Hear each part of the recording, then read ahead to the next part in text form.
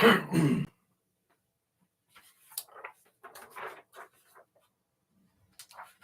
a couple minutes early. See who pops in.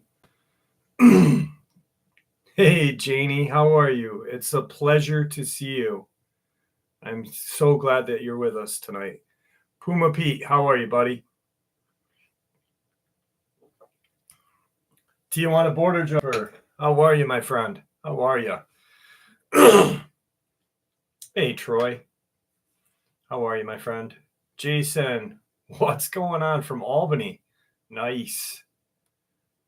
Hey, Jesse Good, Peter Parsons.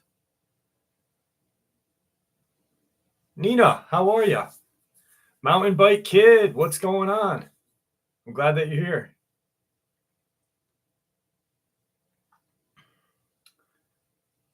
Crazy Javier, how are you, my friend? Girth. Damn it. Girth Brooks, what's up? What's up, Luke Neely? Karen, how are you? Big Shooter. My prayers, my middle daughter got knocked down at the park today. Not sure if she got a broken arm or not. We'll find out Monday. Ooh.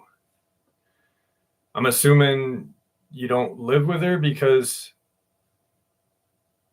or you just can't get to the doctors? I hope that she's all right, because a broken arm sucks balls. Glenn, how are you, my friend? Ford sucks. How are you? Hey, Simone, how are you? Chad, thank you. I appreciate the love, man. Hey, Beth Scott, how are you? Sniff it out. What's going on? Let's see if we can get the old big boy. He was just right at my door. Bye.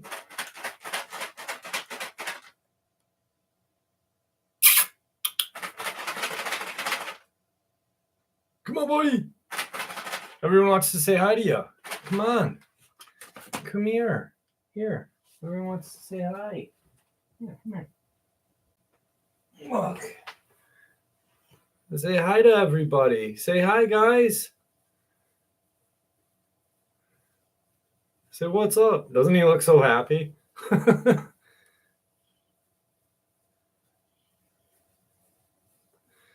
I can tell you what, I really needed this live stream. I've had a week from hell. Jane, I know Jane has as well. And I really needed to hang out with some friends. And let me put some of these down so he doesn't get me. Come here, bud. But I really needed this because it's just been absurd week. Hey, 3Cat, how are you? What's up, Ginger? How are you, my friend? Janet Ramsey, how are you? Michael, how are you, buddy? Kakalina, how are you?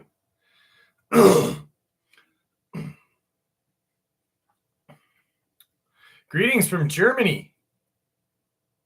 I think the W is a V, so it's Werder Berman. Werder Berman, if I'm not mistaken. Lorna, how are you? Awesome, Ginger. It's always a pleasure to see you.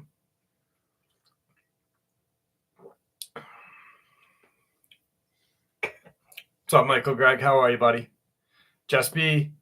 James Moses. Thank you, my friend. Thank you. Thank you. What's going on, Richard? Richard Windsor, my friend. Oh, Winter Sky, I'm so sorry. It's been a bad week for pet lovers alone. I hope you don't mind, Jane, but Jane lost her best buddy, Frankie, this week. She's torn up. That's why I'm surprised she's here with us. So I'm just glad everyone's here with us. Hey, pups, I hope you're feeling a little better tonight or right now. I know you weren't. So, you know, the thing that I remember the most, and I told this to Jane, was, you know, instead of remembering that time when our pet passed or that person passed, you know, when they're the sickest, remember the best parts, you know, and not that that's going to help get us through any easier, but it will help, you know what I mean? And I'm not some kind of guru or whatnot, but what's up, J Channel? How are you?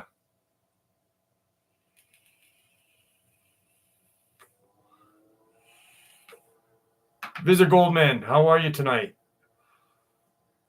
So I've got a couple of different things that I want to kind of go over. I'm waiting. We got 128 people here. So I'm going to address the elephant in the room. All right. What's up, Caden? How are you? Claire, how are you? There's Joe. How are you, Joe? Erica Nelson, how are you? Heather Flower. 59th. The 60th is coming back for you to take that spot. Delirium, how are you, buddy? So, elephant in the room. On the 16th, there was a young man tragically found deceased in his tent. I've been looking at it since they had changed the original cause of death to a homicide. I know another channel has covered this. I wasn't going to make a video out of it because it really is what it says. It's a homicide. But I do want to address it because I'm going to use this as kind of like what I do and don't look for quick. What's up, Dave Thompson? So first and foremost is when they found, I'll just quick read this so you guys, for those of you who don't know about it.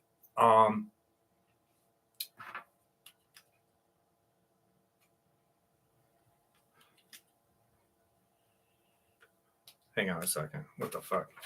So for those of you who don't know, on the 16th, there was a tragic attack or homicide. I believe homicide because nothing points otherwise. One, like with Tony Aaron's Amber Miller, the media and the police are not so forthcoming. With this, they are forthcoming. What's up, California girl? How are you? So, man's death initially reported as a bear attack, investigated as a vicious homicide. Dustin Mitchell Carson, 35, was found dead in his tent October 12th. He died after sustaining multiple chop wounds, and his death was ruled a homicide. A gruesome death that was initially reported to be a bear attack is now being investigated by Montana authorities as a vicious homicide. Gallatin County Sheriff's Office in Montana received a call at around 10 a.m. Saturday regarding the discovery of a dead man in a tent 2.5 miles up Moose Creek Road. The caller indicated that the death may have been caused by a bear attack. So that's where initially all that stemmed from. Multiple departments responded, and the victim was identified as Dustin. It's KJ, so I apologize if I'm pronouncing it right. Kajarsem, 35, of Belgrade, Montana. However, Montana Department of Fish and Wildlife and Parks, with expertise in bear attacks, who responded to the scene, did not find any signs of bear activity in the scene, the sheriff's office said in the statement. This prompted investigators to treat it as a homicide. So they found a ton of blood. They found a gentleman. They could see large lacerations. Now, when they brought him to the medical examiner's office is when they discovered this is not a bear or animal attack. It looks like hatchet wounds. And so I've received like a couple of different emails about it. And, like I said, I've been following it since the 16th. It happened on the 12th. It kind of came to public eye on the 15th, 16th. But the media and law enforcement are being forthcoming. They're not being devious about anything. They're not hiding it much. They're not hiding anything at all, pretty much. Law enforcement is asking for help. Now, with Tony Aaron's Amber Miller, they didn't ask for help. Nancy Shaw didn't ask for help. Brenda Hamilton, no help was asked.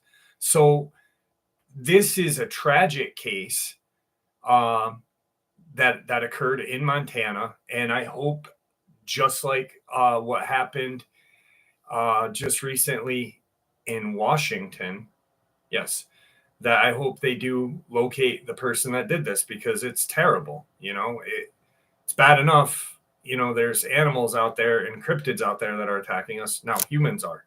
So I just wanted to address it, that to me, this does not look, it happened in Montana, Girth. I just stated that. It does not look at all to be a cover up or anything. And that's why I didn't want to make, yeah, Charles Knight. Yeah, Charlie Knight. He did that about almost a year ago. They finally charged him with everything. What's up, Nick? How are you, buddy? So I just wanted to kind of go over that really quick. If there was any kind of anything that didn't look right, I might have made a video today or tomorrow on it. But as of right now, it's just it's not just a tragic, it's a homicide that is tragic. And I do truly hope that this person's family, Dustin's family, law enforcement can get this guy who did this, and his family can get some sort of closure. I don't know how you get closure on a murder, but so I just wanted to kind of let you know about that. That's about on that. Neck, I did get a chance to use your thermal imaging cam that you got me. So thank you very, very much. I appreciate that. What's up, Larry Hart? How are you? Everybody's week was good. Kimberly Flores, how are you? I truly, truly missed you guys. It fucking blew ass. This whole week blew ass.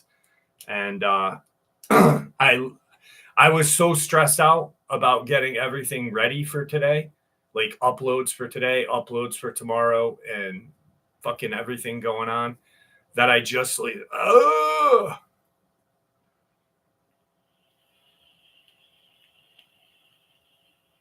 What's up, Ryan Mons?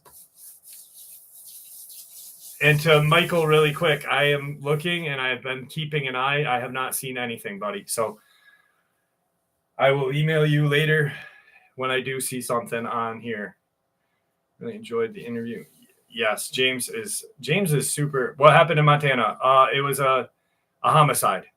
There was a couple of people that emailed me because it appeared to be a bear attack, and it ended up being a homicide. People thought because they changed their thing so quickly that it wasn't. But every attack in the wild, I said it about 1,000 times, and I truly believe it. Like, every attack in the wild is not a cryptid attack. The majority of them are what they say they are. There's that really thin line of them lying, and when they do, it's tragic. Like in freaking Letcher County, 20 miles from Corey Godsey, where he was killed. So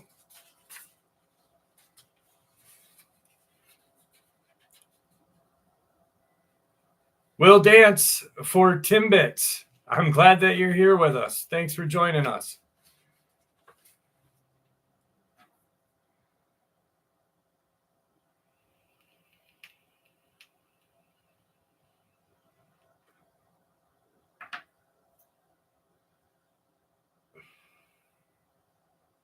Christy Moyer, how are you? Glad that you're here. And before anyone asks, the police officer is down the way. All right, so I'm just gonna let you guys know on the live stream next Saturday. I'm gonna make up my mind early this week, and I'll put it in the community post. I'm gonna be doing a live stream on Halloween. You know what? Fuck it. I'll just do a live stream on the 26th, the 31st, and the 2nd. Fuck it. We'll just do it. Who cares? I was going to take a break, but I don't need a break. All right. Let's start this out with a very interesting No, there's no homes on my street, Randy, man. I've already discussed that. You probably missed it, buddy, but no, there's no police. There's a cop car every Saturday parked in front of my house since I started my live stream. It's nothing, Lorna, nothing. What's up? Mert. Chris Quinn, how are you, buddy? Crocodile Man. The Rougarou. Look into the Rougarou. Creole lore. Not only do they change into a canid-like creature, but also an alligator or crocodile-like creature as well. So I don't know if Neck, you heard me, but the live stream is, not the live stream, the thermal imaging cam is friggin' amazing. Thank you so much. I love it. I really do. Jesse Parker, I don't know. It's been there for 2 years every Saturday. Nobody knows. I don't know. You're asking questions that have been like answered and looked at for a couple of years now. No one knows. I've asked people that, I've lived here for 10 years almost. No one lives here. No police officers, nothing. All right. Large, lanky, pale creature. 3 years ago, I had a strange encounter in a length of woods that borders my home in Northumberland County, Pennsylvania, near Elysburg. It was winter, and I was on one of my routine hikes with my brother. We would periodically stop and rest, listening to the sounds of the forest. We were climbing a steep hill and having a hell of a time with it. Our march was halted when we stepped into a pothole, and when I finally dragged my foot out of it, we decided to take a breather, and that's when we saw it. We were just standing there making small talk when out of the corner of my eye, I saw a figure. I turned and saw a large, lanky creature watching us from the top of the hill. The very instant my gaze fixed on it, it began to barrel down the hill towards us. I tried to run or even alert my brother, but I couldn't move. I was paralyzed in fear. I heard my brother ask, "What's the matter?" But I couldn't tell him because I didn't know. I didn't know what I was looking at. I was finally able to break my paralysis and was about to tell him what was happening, and then it was gone. Just poof, like smoke in the wind. Needless to say, I hauled my ass out of there. If I were to describe the thing that I saw, I would say it was at least 6.5 feet, slim build, completely nude, body was pale. I never caught sight of its face or any reproductive parts, but I have a feeling it was a male. Every time I look back on it and try to analyze what it may have been, I always come up short. I can't come up with a believable or concrete explanation. I sometimes doubt I saw anything at all. Granted, this is not the first strange thing that's happened in those woods. The disembodied baby cries comes to mind. What's up, James? How are you, brother? Always a pleasure having James with us. Dark Waters. MJ Richards, how are you? Zilla 92, how are you, my friend? Two-way, what's going on?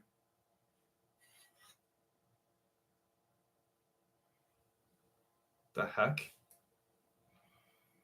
That was weird.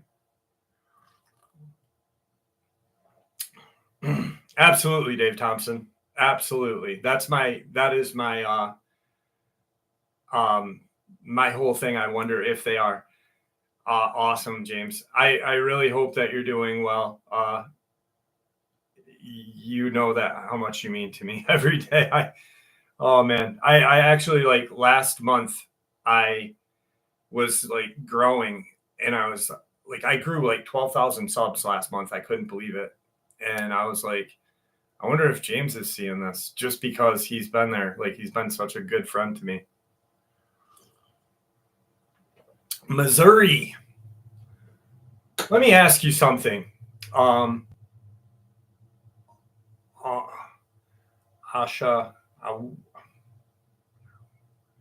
Anoushka.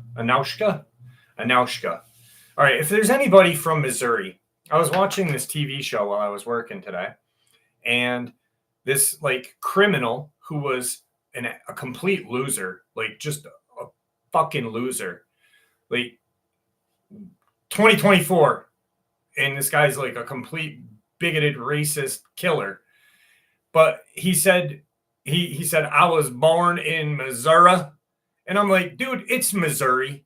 It's 2024. Are you that much of a backwoods like fucking hillbilly? Like, and then it just kept getting worse, and I'm like, oh my god, this guy just needs to just stay in prison or get the death penalty.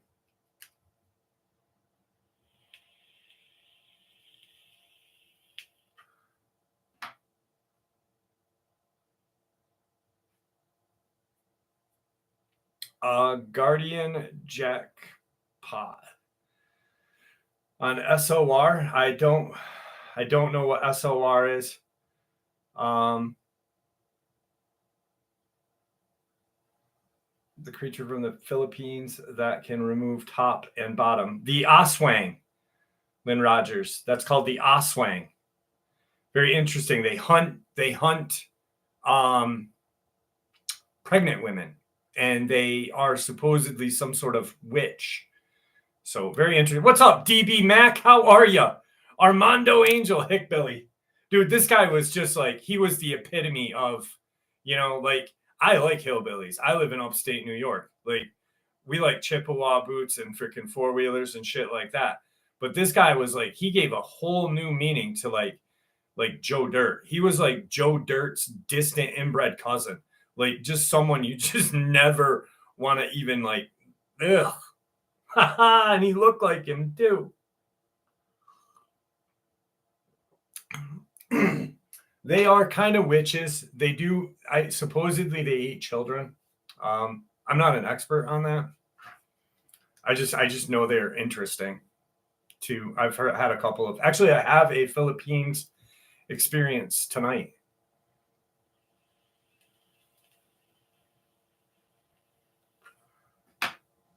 Oh no, you got to keep the waste systems going. You got to keep it going. In a little bit, my friend. In a little bit, DB Mac, I promise.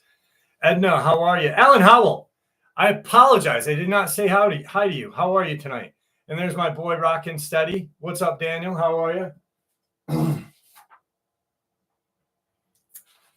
I got one for y'all. What's up, Sean? How are you, buddy?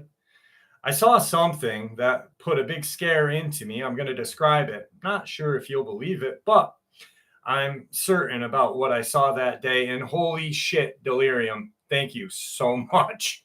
And I'm so glad that you're winning at the casino this week. You helped me out. Thank you, brother. Appreciate it. Or sister. I don't know with a name like that. I wish I don't know. But thank you. I love you. Whitney Parks, how are you? James doesn't make Dogman content anymore. Dark Waters has pulled out of Dogman content completely. He is expanding his channel. He made a video about that a while ago.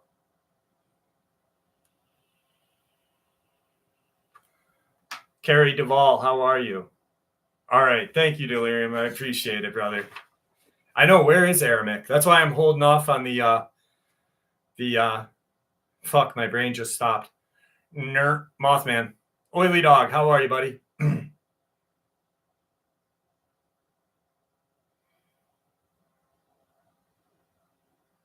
That sounds interesting. I got one myself, too. It's either a cover-up or to feed. Email me. All right, here we go. What's up, Nick Hendricks?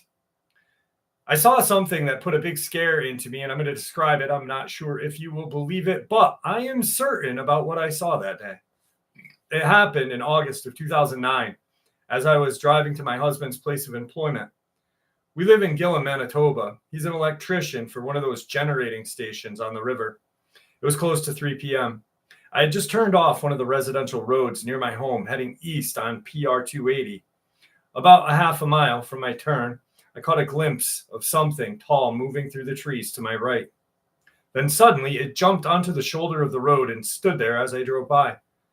I looked in the mirror and saw it quickly cross the other side of the road. I picked up speed and didn't stop until I reached the station. I had chills all over. I got a pretty decent look at it. It had a large wolf-like head, but it was standing upright on its hind legs, which looked like a man's legs. I didn't see its arms as I passed by, but I did see arms sway back and forth when I looked in the mirror as it crossed.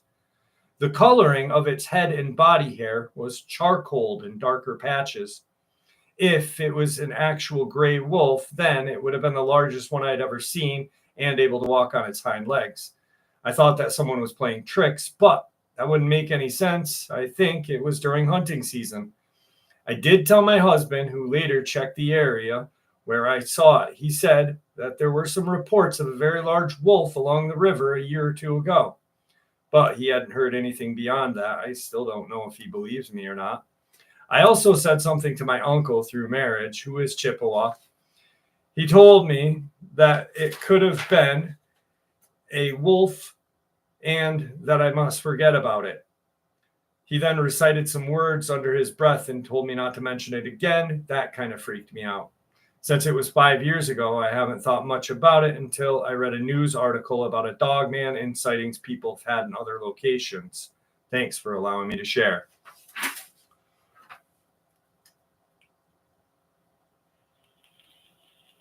What's up, Andy? What's up, Poppy from Sweden? How are you? Matthew, how are you? Yeah, I got 141, Matthew. Matthew has the same last name my favorite singer, Chino, has. Matthew's badass. Is Aramek here yet? What's up, Andy Davis? How are you, buddy? Oh, yeah, 12 gauge slugs will drop a dog, man. What's up, Five Rings? Mindy Weeks. You know, the thing of that, remember like a long time ago when like, I don't know, 6, 7, 8 years ago, when like people were just, I don't know, things were weird back in the day. But people were like, I shot a dog, man, with a 308 and I watched the bullet bounce off of it. You know, how the fuck is that even believable? You know what I mean? Like, it makes no sense. Like, it's going to get penetrated. It might not die, but fuck, you know?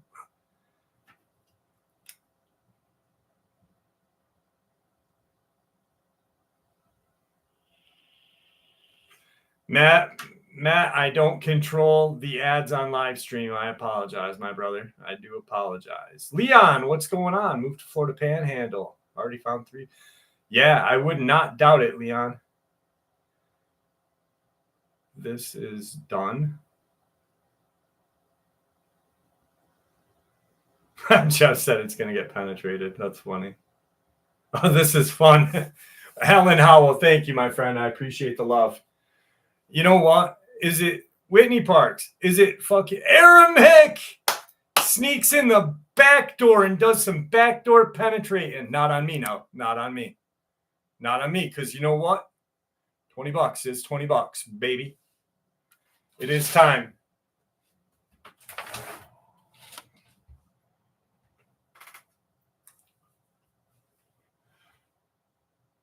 $20 is $20. Ah!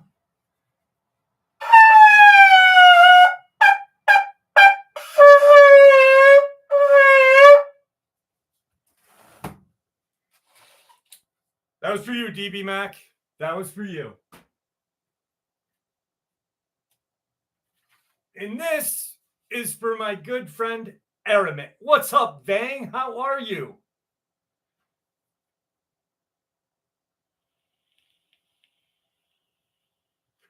Yeah, I don't know about that. I mean, impenetrable skin against a stone arrow tip, maybe.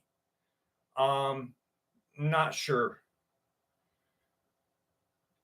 Unless it's something that comes out of a portal and is totally like something unknown to what we've had, you know. Busafus, thank you so much. Love the name. This goes out to my friend Aramek, who will eventually believe in the Mothman. This is actually from a high school counselor in Philly. I now live in southeastern PA, which was a hotspot of Jane, thank you, dearie. A hotspot of UFO flap in 2008, just a few miles away from my current residence. We had one of the greatest UFO encounters. However, I will leave that for another day. In the early 60s, the small suburb of San Juan, just outside of the city of Manila, was visited by several UFO sightings in later what is now referred to as the Mothman. I was born and raised in the little suburban town about 3 miles from where these series of sightings took place. When I was about a year and a half old, my parents moved to a townhouse apartment in the small hamlet of Little Bagayo, near San Juan.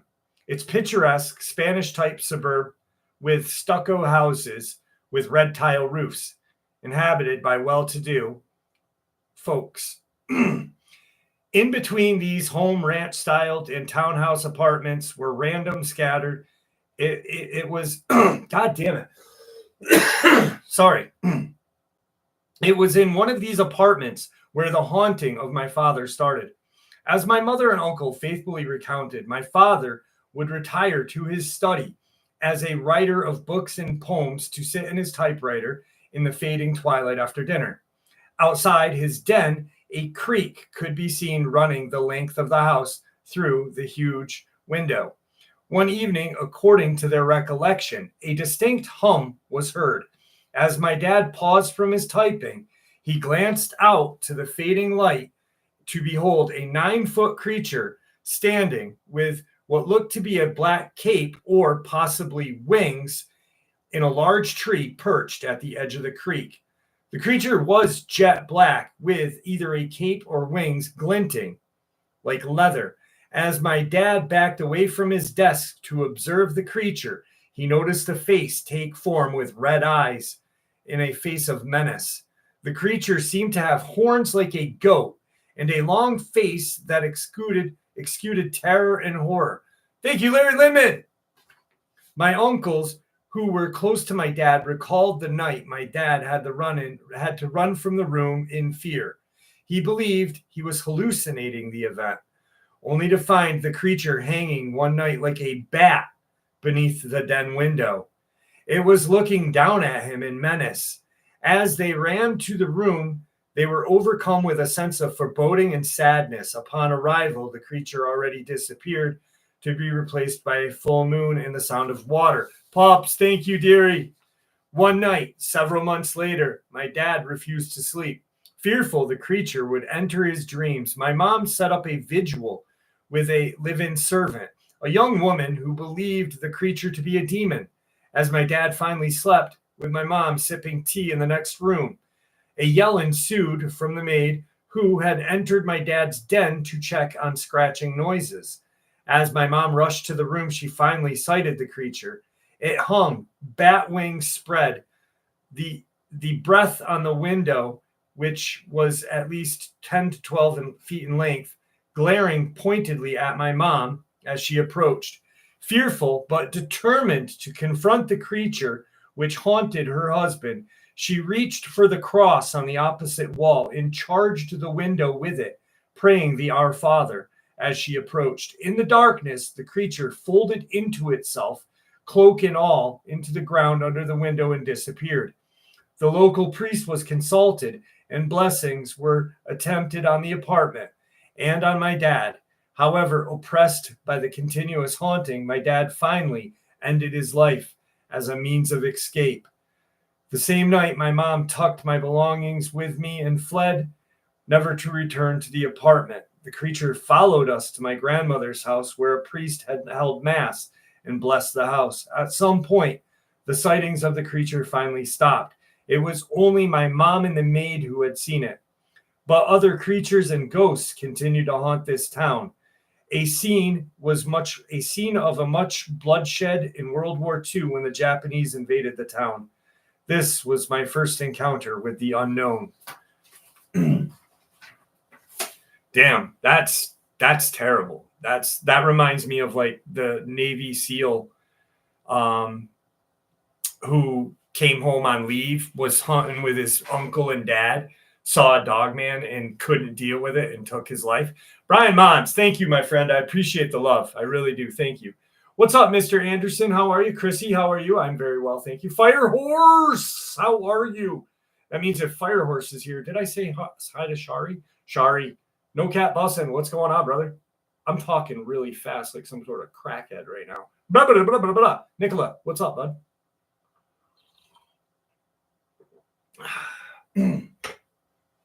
I just literally sounded like the fucking Micro Machine guy in my head. I'm doing well, Firehorse. I am doing well. I'm actually doing better here, better now than all week. Like, my week blew ass. Linda Zimmerman, know her well. She's a wonderful person. She wrote a lot of books about the Hudson River Valley. Well, don't know her well, but know her well. Know her research well.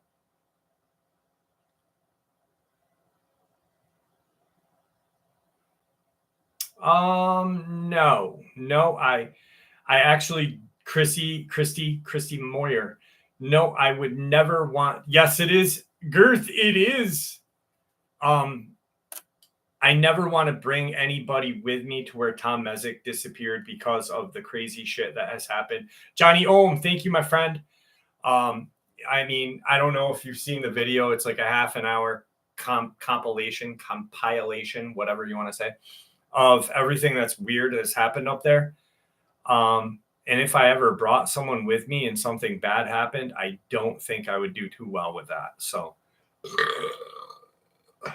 haven't seen him yet, Michael Gregg. Haven't seen him yet, bud.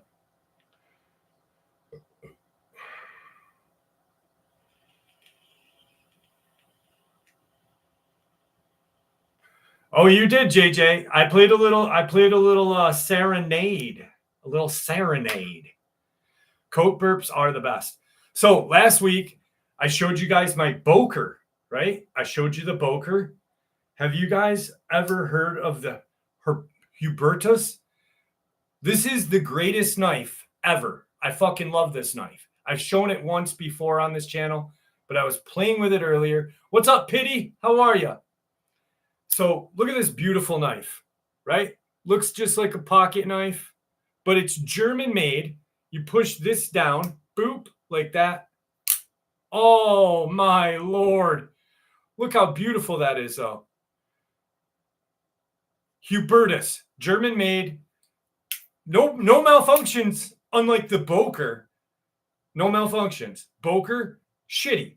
Hubertus, wonderful.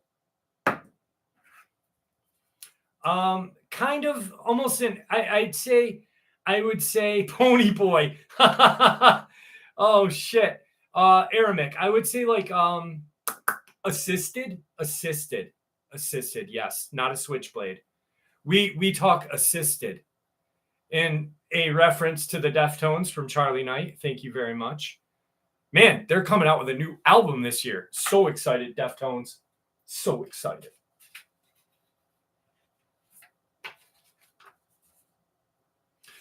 And I thought all week about a lot lizard experience. I'm not going to do it now, but I wanted to let you know that tonight I didn't use fucking the AI to help me create a lot lizard truck stop experience. It came up in my brain during multiple showers this week.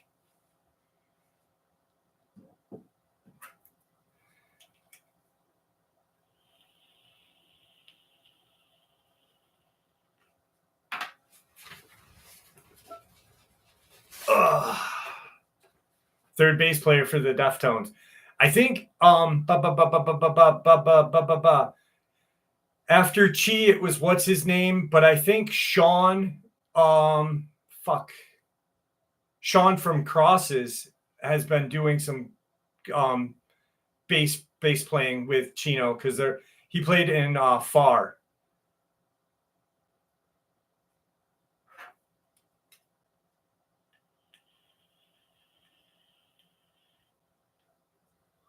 Aramik, I wonder if anyone was going to catch that. I really did. I really, really did.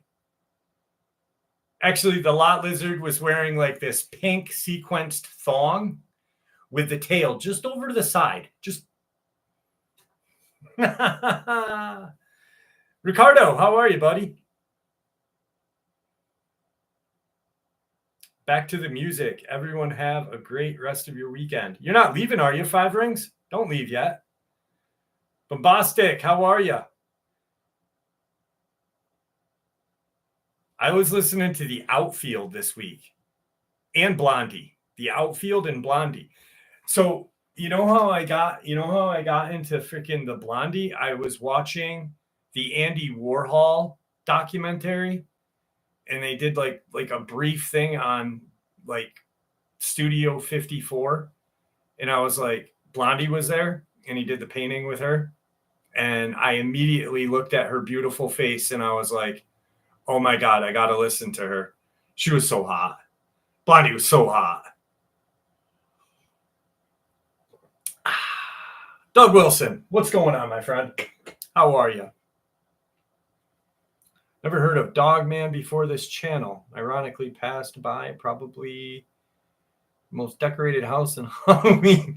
Dude, Salty Christian, they have some big like Dogmen, really. DC, what's up?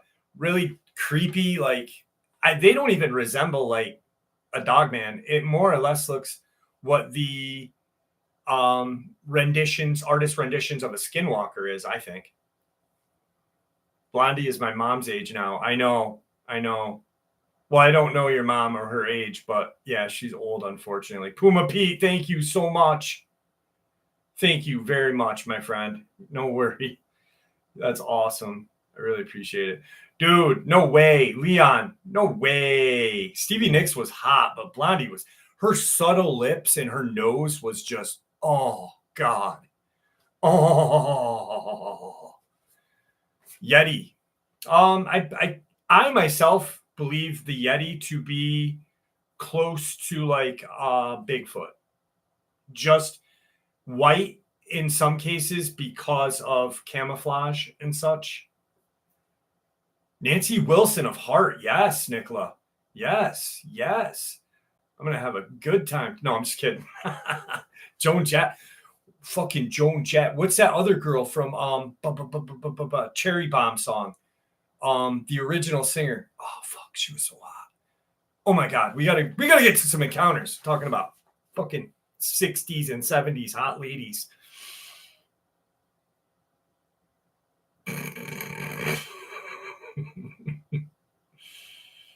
It is time. No, not Lita Ford. Nope. Was it Cherry Curry? The blonde, not Lita, but the one that was all that. Oh my God. Look, I think it was Cherry.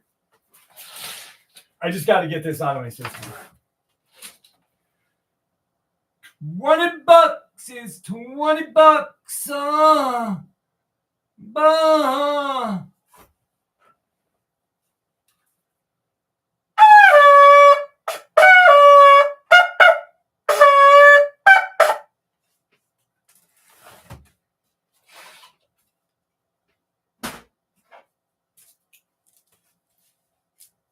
Okay.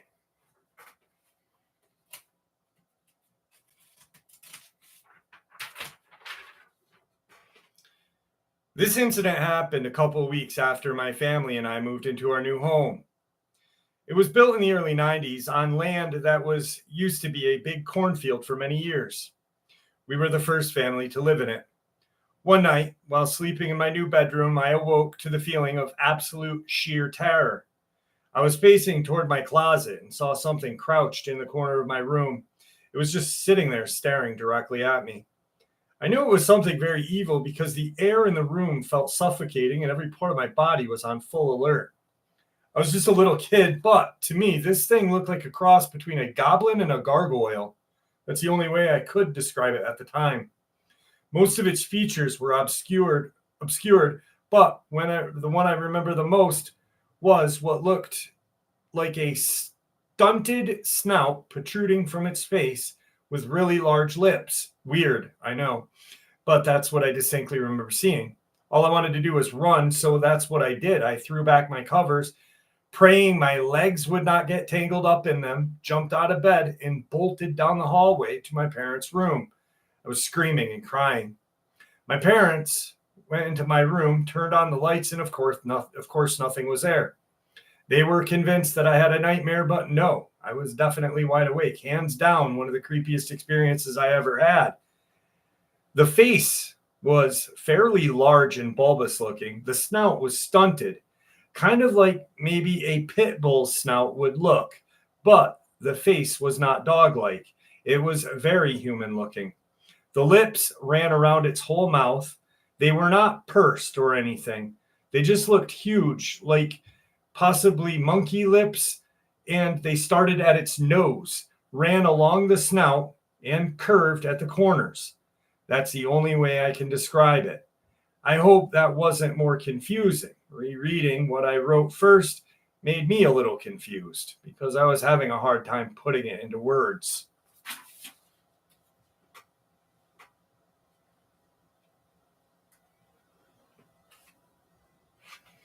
I just heard a door shut.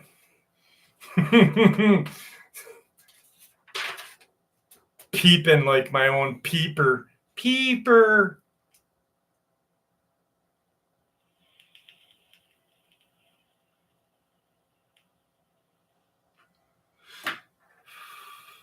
Female Dogman asked me how much RAM I have.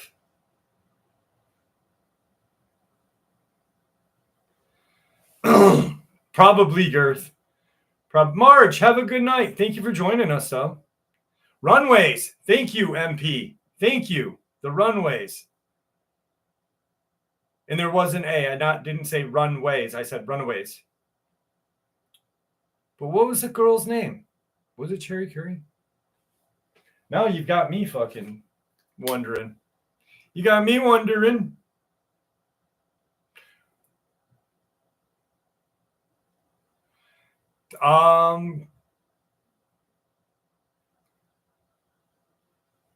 Hot blonde singer for the Runaways. According to Wikipedia, yes, you guys were right. Is an American. She was so hot back in the day. Damn, she's not pretty anymore though. I just saw a picture of her. Don Combs, at least you're here, buddy. Thank you for being with us. I've had 1 or 2 female Dogman sightings, actually 3 or 4, now that I think about it. This is a very strange experience right here. My girlfriend came down with a non-COVID illness that ended up putting her in the hospital. I drove her there and got her checked in, then called her sister, who lives out of state, to bring her up to speed. This was in the middle of the day. I did not speed, and my plan was to take the side roads all the way home. The hospital was 11 miles away, directly north of my home. And I know this area of Dallas, Texas, like the back of my hand. I decided to take a familiar side road home and avoid the tollway. The sister and I had been talking on speakerphone for about 9 minutes when I noticed the road, one I knew very well, was unfamiliar. Then suddenly, I realized I was approaching Love Field Airport. This airport is roughly 6 miles south of my house. I pulled over immediately, shaking. The sister and I confirmed we'd only been talking for 9 minutes, and I had started the phone call as I left the hospital parking lot. She and I both couldn't explain it. Once she realized what I was describing, it freaked her out as much. To drive 15 plus miles to Love Field, I would have to cross under one major freeway and cross both major cross street and an additional major highway. I had absolutely no recollection of doing so. I also would have had to have been doing about 90 miles an hour on a suburban road with a speed limit of 35, which I had not done. I took a pic of Love Field, then turned back around and drove home. A drive that took me, as always in the past, a little over 10 minutes. I do not recall any stutters or blips in the drive itself. All of the cars around me stayed the same normal traffic coming and going. Nothing suddenly shifted. I was driving normally when I realized the neighborhood I was in definitely wasn't one I recognized as being between the hospital and my home on that road.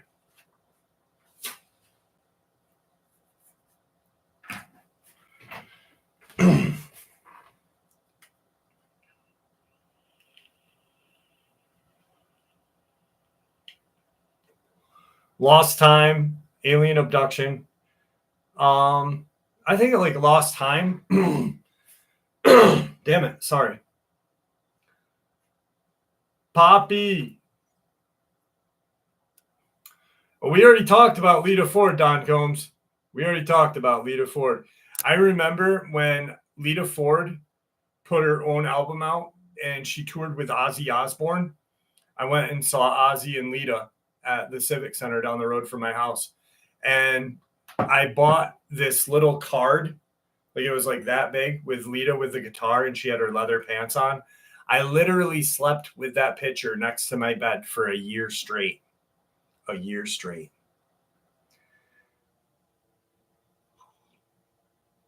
Nick Hendricks, it definitely was a time warp. Something. And Rocky from the horror show was involved.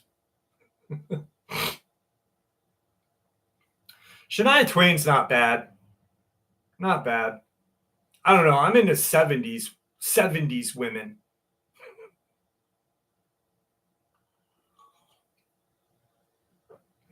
No shit, Nicola. I got to look that up. That's pretty cool. Ozzy singing John Denver. Mike Gregg, thank you for becoming a member, my friend. Thank you. Appreciate the love.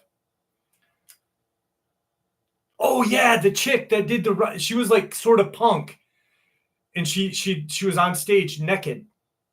She was pretty sexy. I have a Nikki Sixx pillow. Oh, Kathy Hayes, you dirty, dirty girl, you.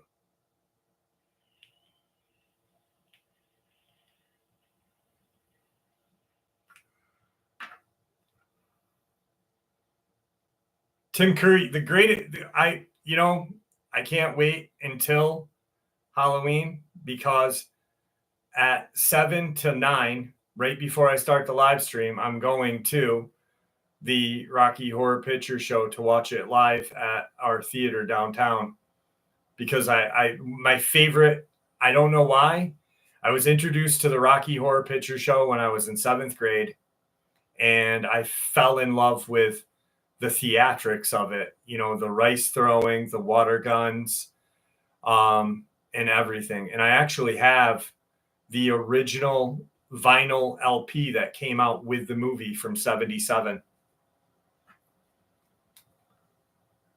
Never have I ever seen the Rocky Horror Picture Show.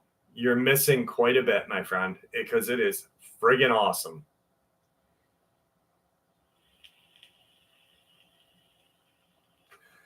It's kind of an acquired taste, but it is amazing. One of my favorites, like cult underground classics.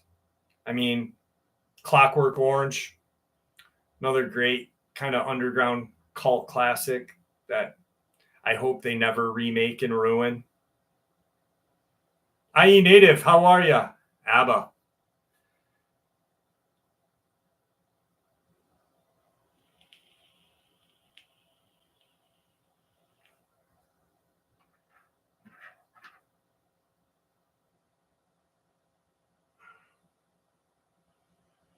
Wow, that's awesome, bombastic.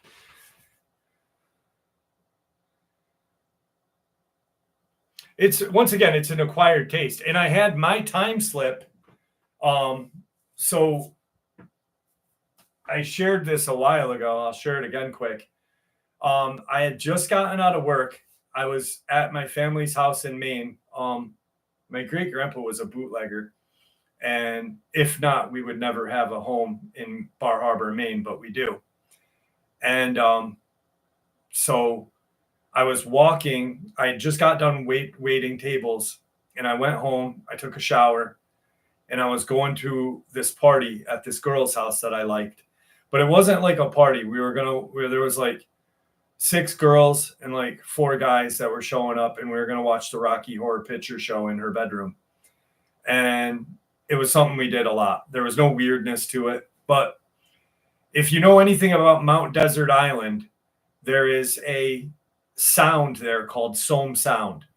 And Somme Sound has its own kind of historic horror story with like this witch that lived by the sound and would light up this green luminescent kind of light and crash ships in the early 1700s and shit.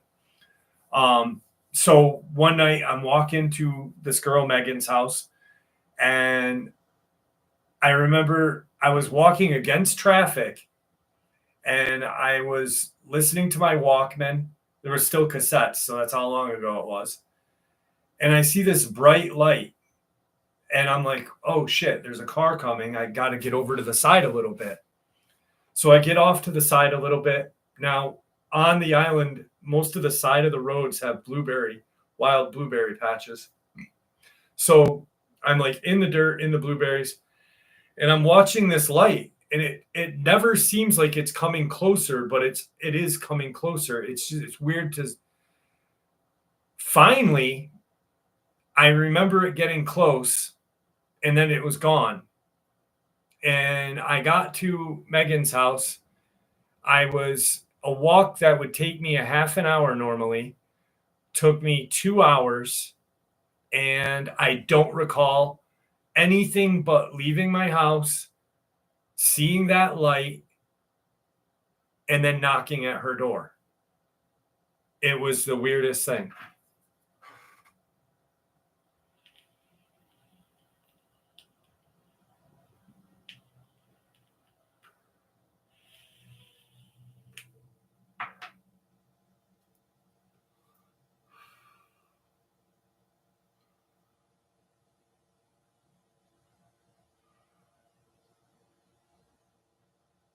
Yes, I will be dressing appropriately for the. I'm just gonna wear regular clothes. I don't dress up. I love it. I love it. I hope I did not get probed, Nick. Aramic, thank you. Wow, thank you again, my friend. You always do bless me every week, and I appreciate it. You are a good friend. Thank you. The greatest thing about Aramic is I remember my first couple of live streams, Aramic and me kind of didn't get along well. Like he had like this kind of weird sense of humor, and I did like too. Like I normally, but we kind of butted heads. And then like all of a sudden, prior to him blessing me with members all the time, we just like when I found out he didn't believe in Mothman is when Aramic and me became like, and he will before I ever like leave YouTube, Aramic will believe in the Mothman. Fucking promise that. Fucking promise that. Jeff, did you hear about Jake E. Lee getting shot? No, I did not. When was that, Glenn?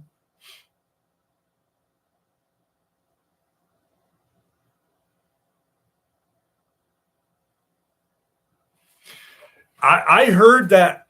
Oh, hang on. I heard that was fucked up. I am so sorry. I heard that the Mothman periodically sat with his friends debating if Aramic did exist or not. And there is a bet between the Mothman and the Snellygaster if he exists or not. And I got to say, maybe. Black Queen Jax, how are you?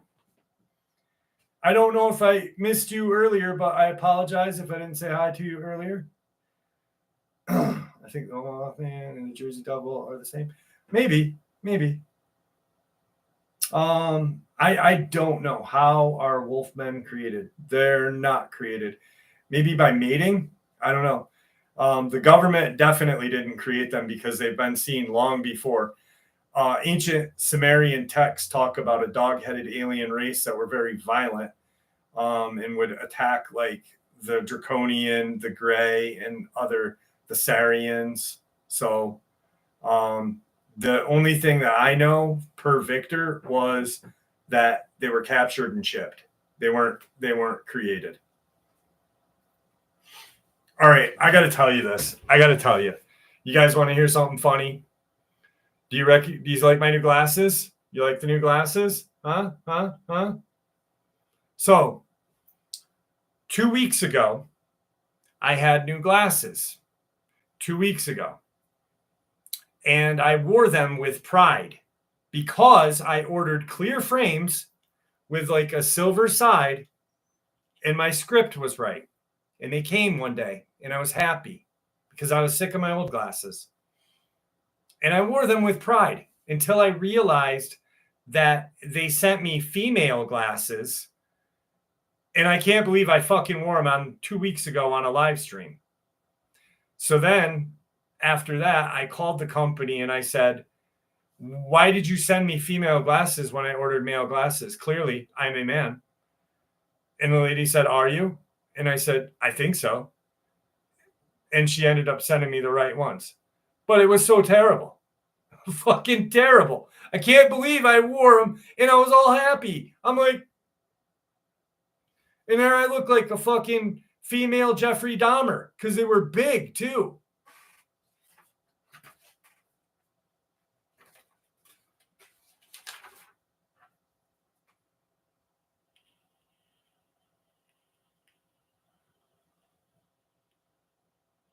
Yes, female glasses, Janie. Not these.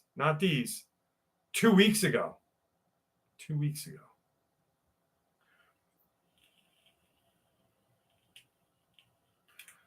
I was so embarrassed. I was like, this isn't right. Both girls, both my daughters, both of them, the good one and the one that's putting me through fucking hell that I'd like to crush her fucking brains, both laughed at me.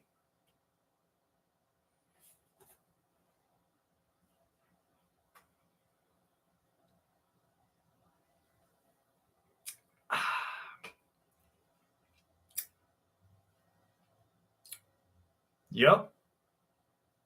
There is a difference, Jane. There's female glasses and male glasses. If you ever go to a glasses store, you'll see the difference. These look the other, and you know the worst thing about it is like a day later, I kind of looked at them and I'm like, there's something wrong with these. They don't look like the ones I ordered because I ordered these and they sent me Dahmer glasses, chick Dahmer glasses. Shut up, Andy Davis. Is there any movies, TV shows you could recommend about Wolfman, Bigfoot, or anything like that? Josh Gates. Look up Josh Gates. Anything with Josh Gates, I would highly recommend. Pretty much find someone that you like and someone that you can trust and believe, casual and to, because there's a lot of bullshit out there. Unfortunately. So like I fuck around and have fun on the live stream, but I take this very seriously. Like I love this. Because of Claudia Ackley, who I miss dearly, I was able and talk to Josh Gates once on the phone, and an amazing person and true to the game. Like when researching any kind of thing, just like paranormal, I think people should go in debunking it first. Like look at it and how to debunk it, because that's the only way you're going to get to the truth. You know what I mean? Especially like very famous, like Beast of Bladenborough. Is there something to debunk there? Not really. Other things like that. I don't, Leon. I don't. He's the reason why Kirk Stokes got out of cryptid studies. So, unfortunately, I definitely don't. Travel Channel, LOL. Josh Gates is totally different than the Travel Channel, though. He is true to the game. Even though he's on cable TV, he really, really does. Ooh, Exorcism of Emily Rose. Was that the old lady? Yeah, that was fucking scary. Gates is legit.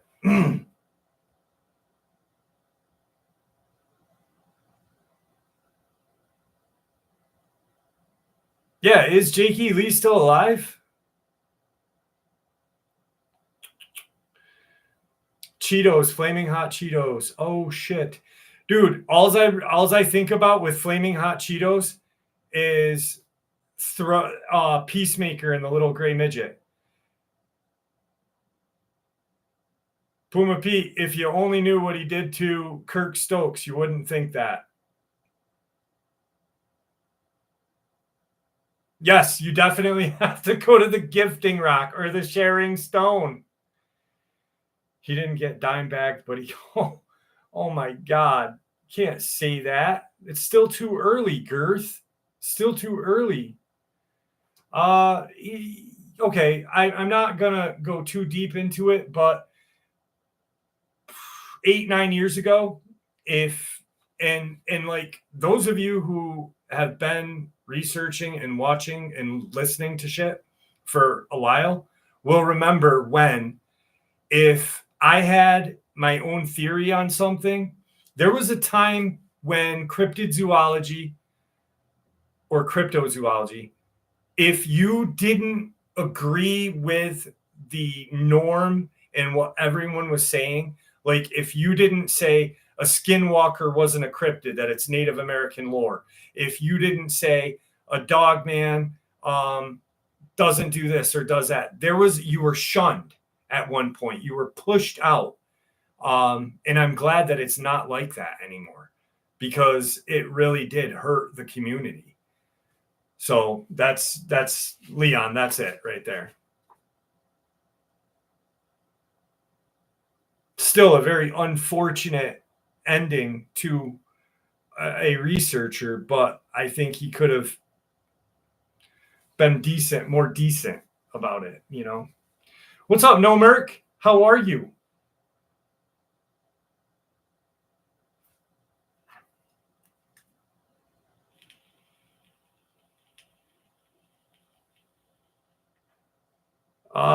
Talked about that earlier today, or Matthew. Yeah, it was a guy that attacked him. I talked about it at the beginning of the upload.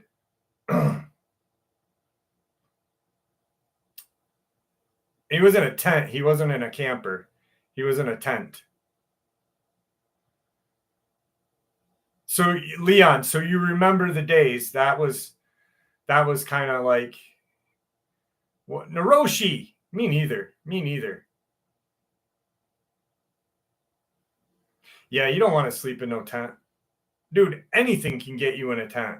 Even one of those Japanese flying spiders. They will get you right in your booter hole. And that's not a pleasant feeling.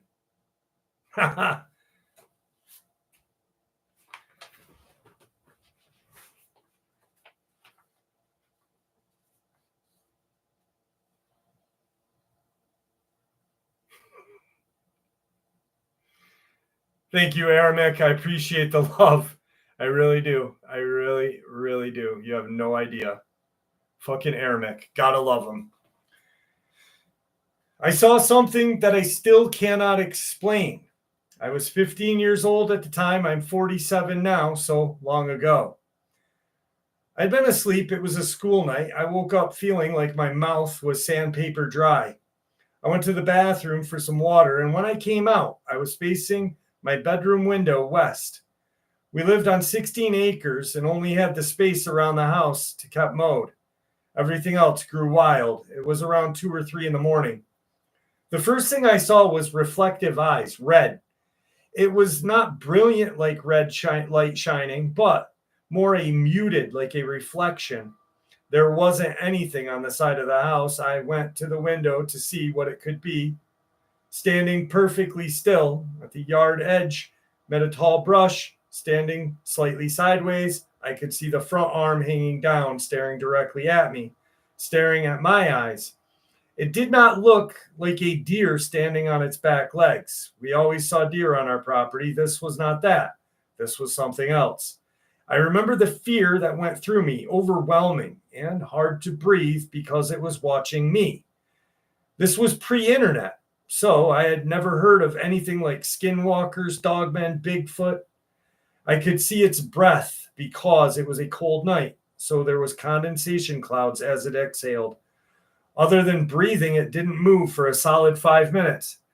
I remember stepping off to the side of the window, hoping to still see it, but it not to see me. It didn't move and continued to stare at my window. After a bit, it turned and walked into the tall brush. It walked like a human man. I was shaking from fear and remember going to sleep in my older brother's room. He, of course, was annoyed with me the next morning and asked why I was in his room on his floor. I told him what I saw and described it in detail. After getting ready for school, we went outside to the side of the house. We could see the path the creature took that led away from our house. Just some brush that was pushed down as if someone or something walked through the tall grass that had not been touched or cut in a long period of time.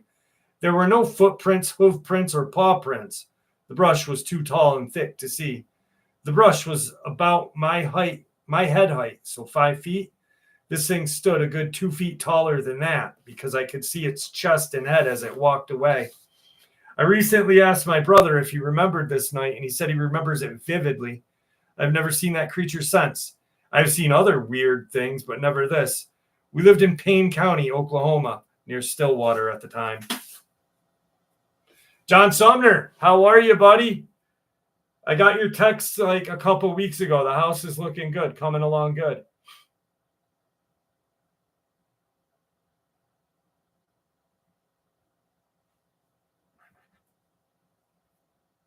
MJ, I think it was a joke because he said he left his daughter with a Dogman and she's good.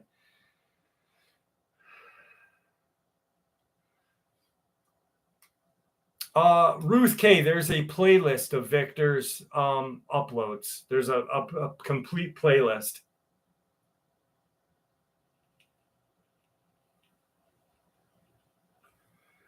I had big teased hair accompanied by my leather jacket with fringes. No, Merc, thank you for the love, my friend. Thank you for the love. High school, I wore jeans or skids. Do you guys remember skids who are older like me? I wore skids and jeans and usually any kind of metal band shirt that I could find, or white tees. I had a Tony Hawk haircut, so my bangs were like to here, and it was cut like that. And I was really dorky because I liked being a dork, because I am a dork. What's up, Mab Investigates? How are you, buddy?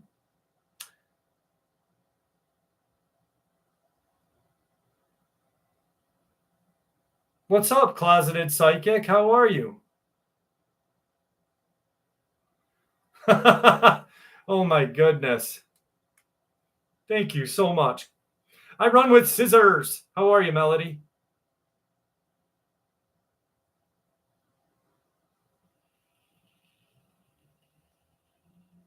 Steph, that's a classic shirt right there. Classic shirt. My favorite hoodie was a Misfits hoodie. I wore it everywhere. My fucking mom hated that thing. I think she threw it away on me. I was like, Mom, why?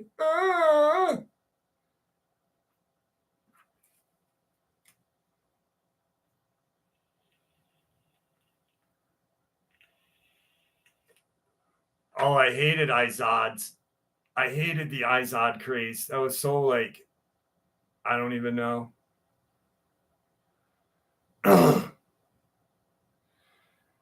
I don't know, Jay. I thought I was pretty dorky. I was dorky because I didn't have girlfriends back in the day in high school. All the girls hated me. What's up, Mike Turner? How are you, buddy? I was one hell of a skateboarder, though. How about a black-eyed kid story? I didn't have girlfriends. So what we used to do was because I live in the Adirondacks and Lake George is right in my backyard, we used to go to campsites. So we would pretend we were camping with our families, but we lived here. And we would like pick up girls there, like Canada girls that only spoke French. Wow. And we would take coolers and one time, and this is just an imaginary day. It never really happened. Wink, wink. We went in one night. We met these like 6 girls. There was probably like 6 of us. We ended up getting a table, chairs, an umbrella, a fucking grill, a cooler full of whiskey, and a cooler full of meat. And we just fucking hung out. Oh man, it was awesome. Awesome. My messages disappeared. No, your messages are still there, Clinton. I see them. They are not disappeared. You are visible. Exactly. I didn't need the hassle of girlfriends. Because I saw all my friends that had girlfriends and they were just like always upset. And I just flirt with their girlfriends anyway, so fuck it.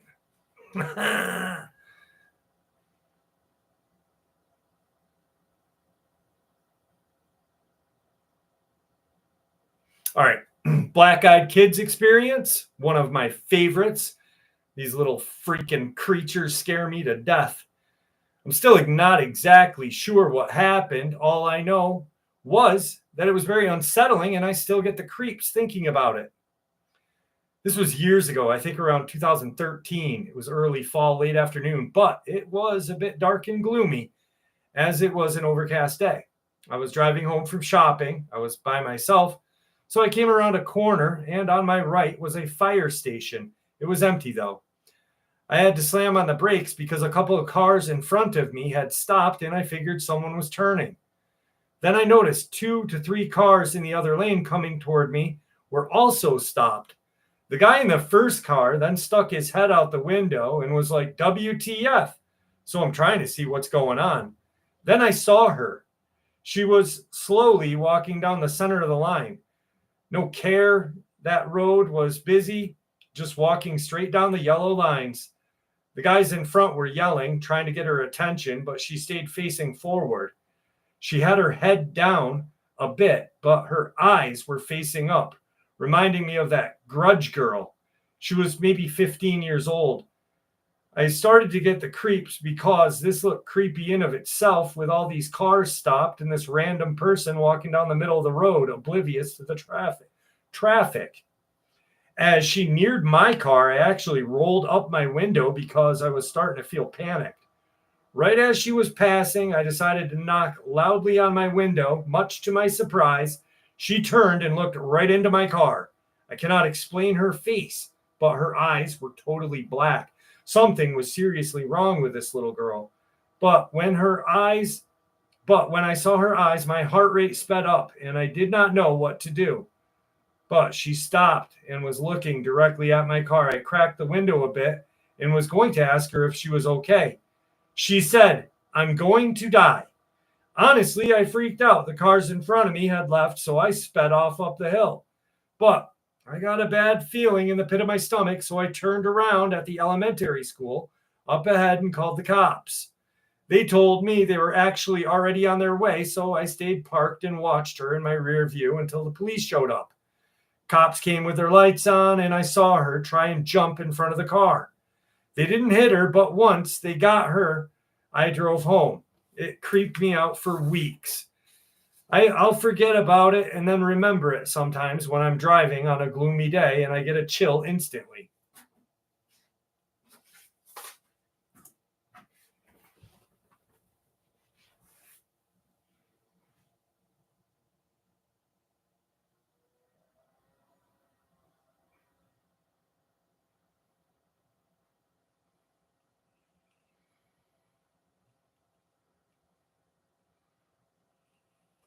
I don't know what you mean, George. I know Victor worked for the CIA, so he was government man.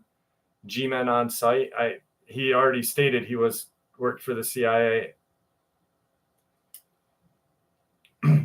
Aramic, I don't control the ads, and I'm sorry.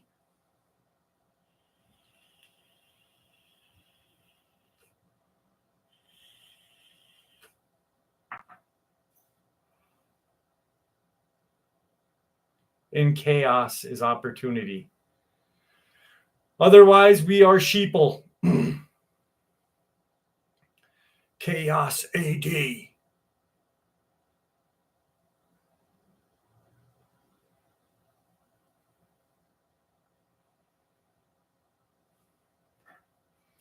Me too, Aramic. Me too.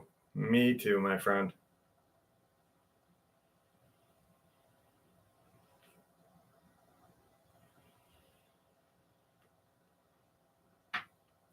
Kara. How about shadow people? I don't have any shadow people tonight, but shadow people scare me. I don't like them. I will make it a point to have a shadow person experience next week, though. How's that sound, Annette?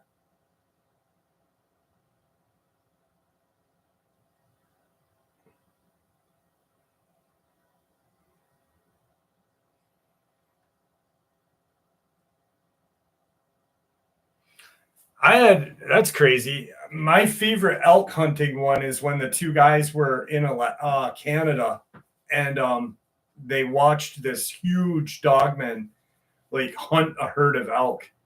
I love that one. James Moses caught the chaos AD. My daughter sees shadow people in the hat, man.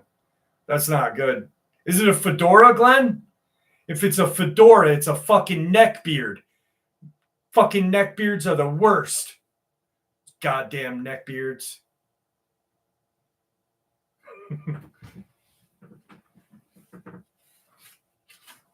Neck beards. My lady. Neck beards smell like asshole and they go to every Comic-Con ever.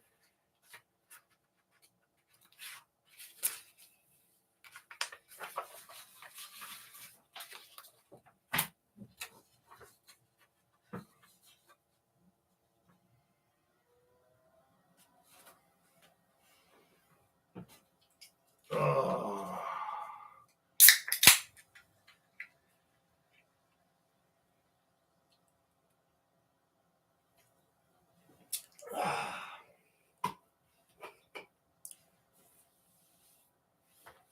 Rockin' steady. This goes out to Aramic. This happened the winter of 2017. I lived on the Canadian West Coast in British Columbia.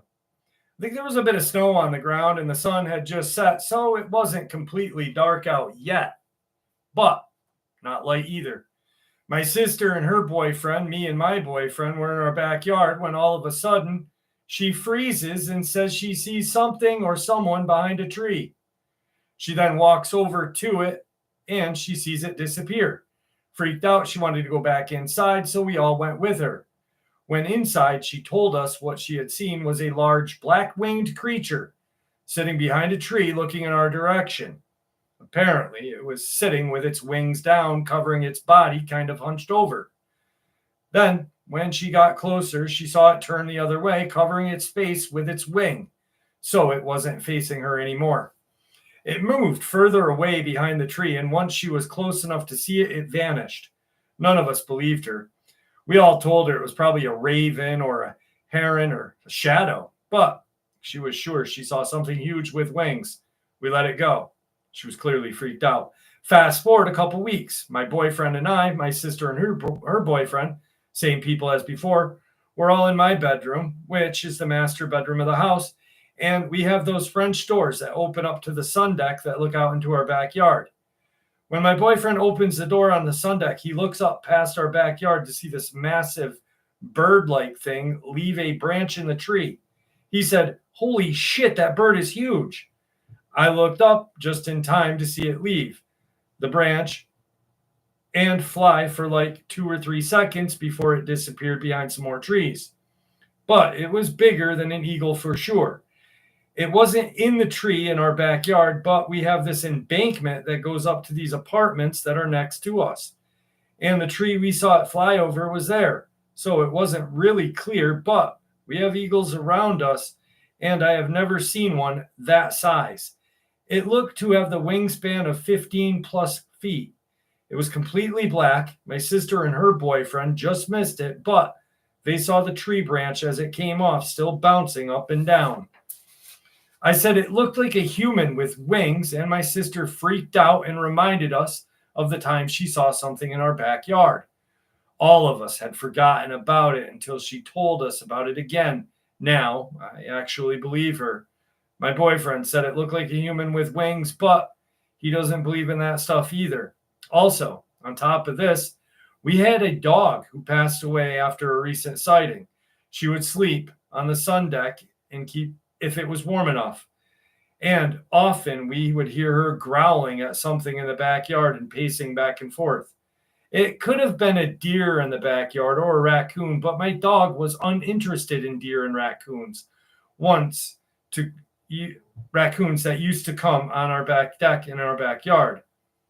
But this time it was different.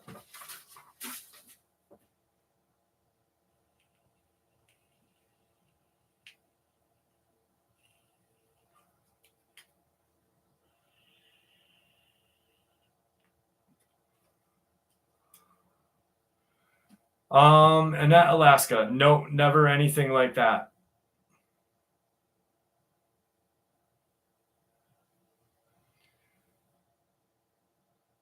Only kind of really crazy ghost things that I've ever really seen, like my Conjuring House video. That was probably, I don't know, the scariest thing I've really, like, besides my own Dogman encounter.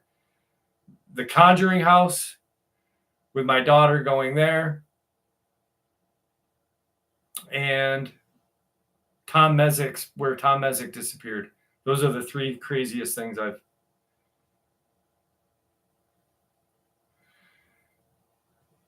No, I cannot imagine a neckbeard. They scare me.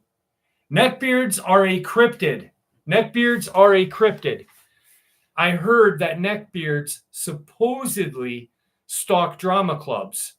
Supposedly.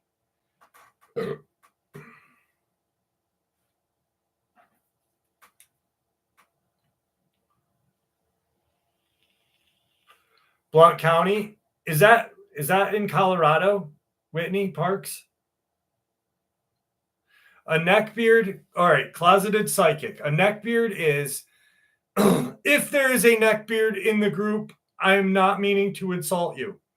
But a neckbeard is the person that wears a fedora, usually has greasy ass hair, has a neck beard, and is a little on the chubby side, wears black pants with a purple shirt and a black jacket that usually is a little longer to their knees, and always says, "My lady, I will protect you," and knows every fucking anime out there.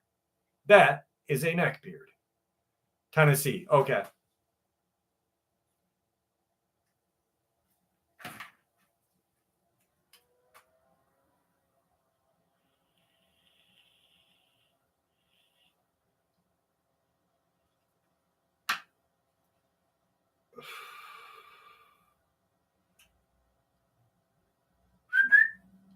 Buddy, come here. Hi. Hey, your buddy.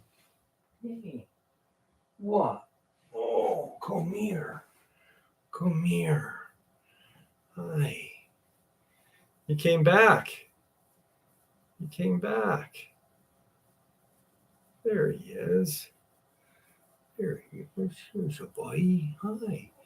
Oh, don't go. Don't go. Don't go. Stay.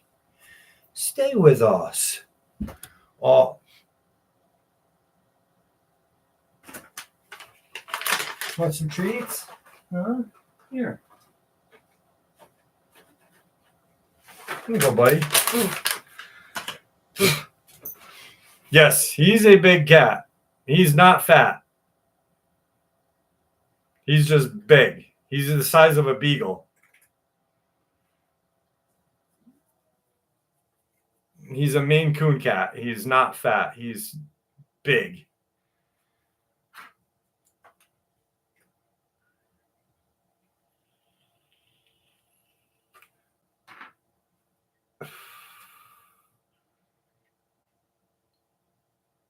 He is my best friend. Don't ever call him fat.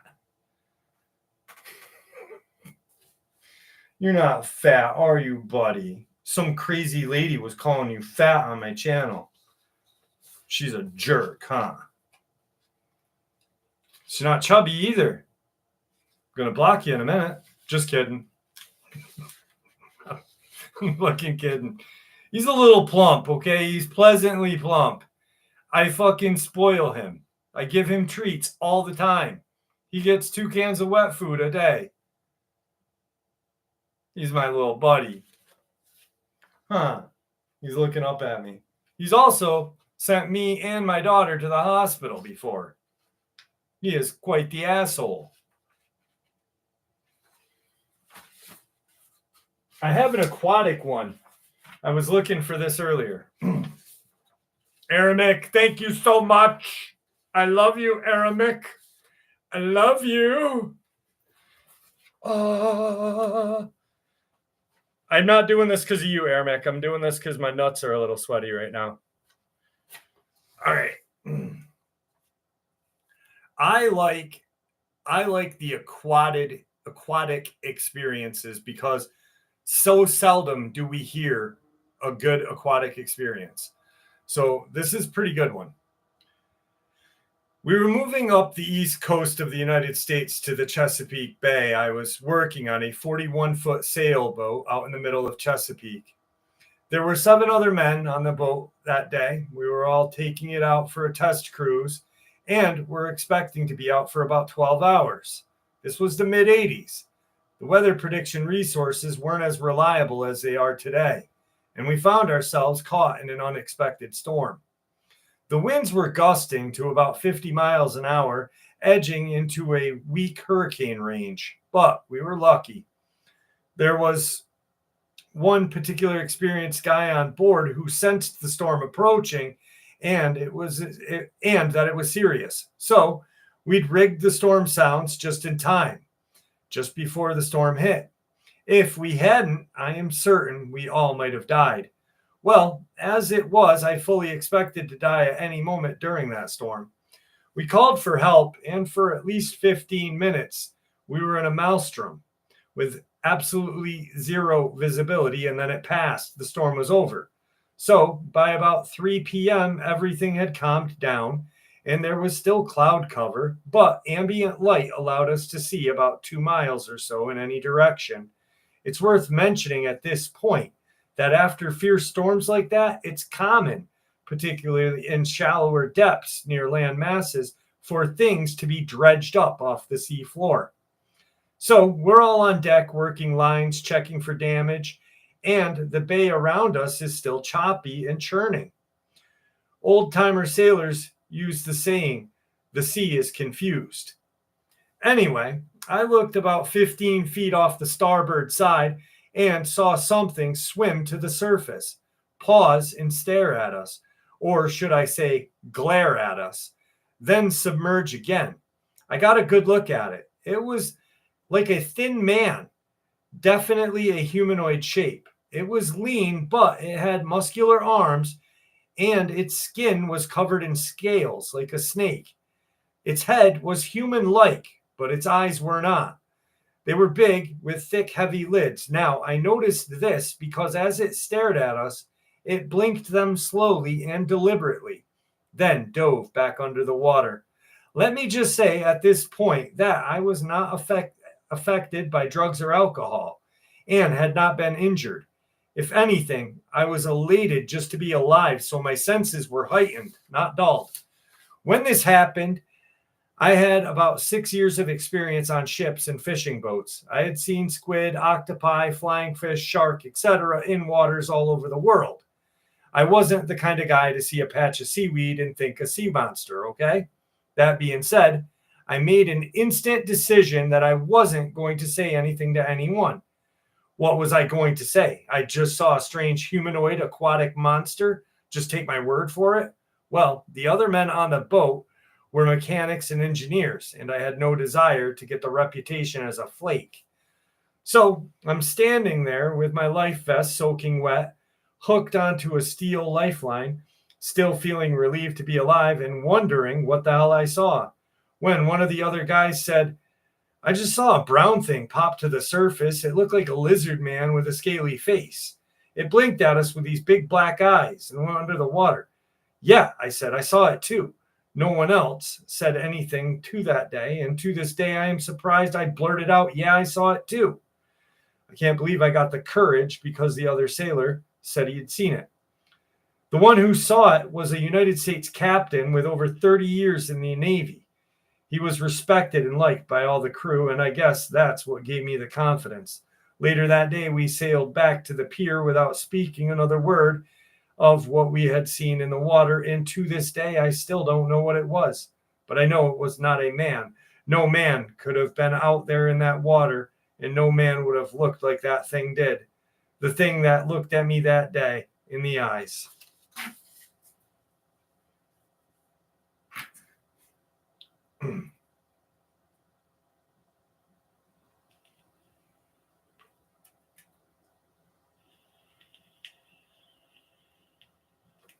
Winner's Guy, Aramic. Aramic gave you the Aramic or Lindman did one of the two, but Aramic did like 20, so I think probably Aramic. Will, have a good night. Thank you for joining us tonight. I appreciate you stopping in.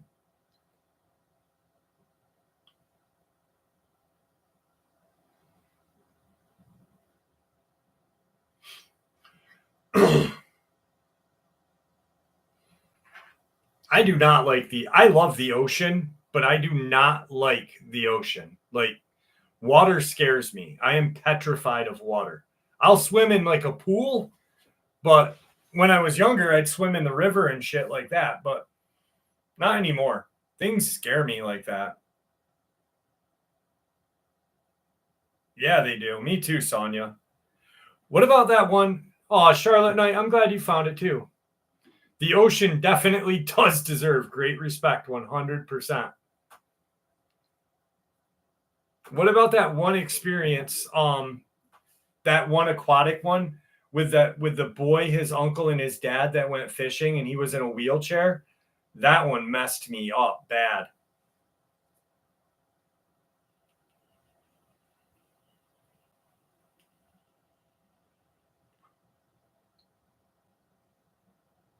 Exactly, Lisa. Exactly.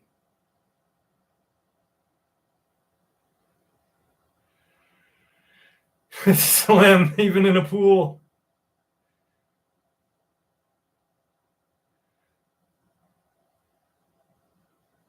What's up, Sean? How are you, buddy? Good seeing you.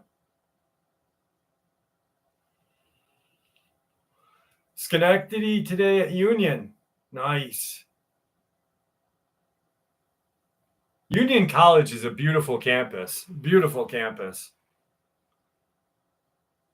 I don't have numbers. I don't number my videos. I have like 4,000 videos. I'll share it really quick. So hang on a second.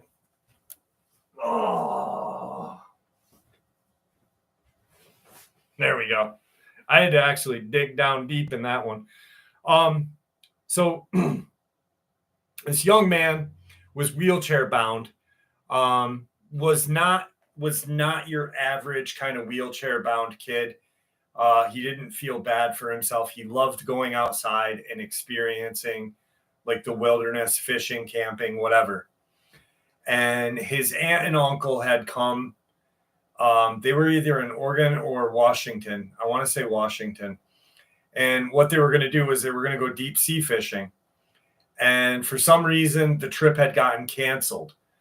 The dad had chartered a boat and something happened, so they couldn't do it. Excuse me. And the next day they made the decision, hey, let's go to this lake that's kind of out in the middle of nowhere. No one's usually there. We'll get some good fishing done that day. It'll be us three. The three boys will kind of just go and do it. So they agree.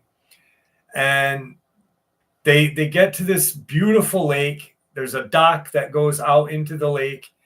The dad and the uncle help the boy. He's not a boy. He's late teens, maybe early 20s, if that. They bring him down to the dock. They got him set up in his wheelchair. So he's sitting in his wheelchair. They give him his pole. They get him all set.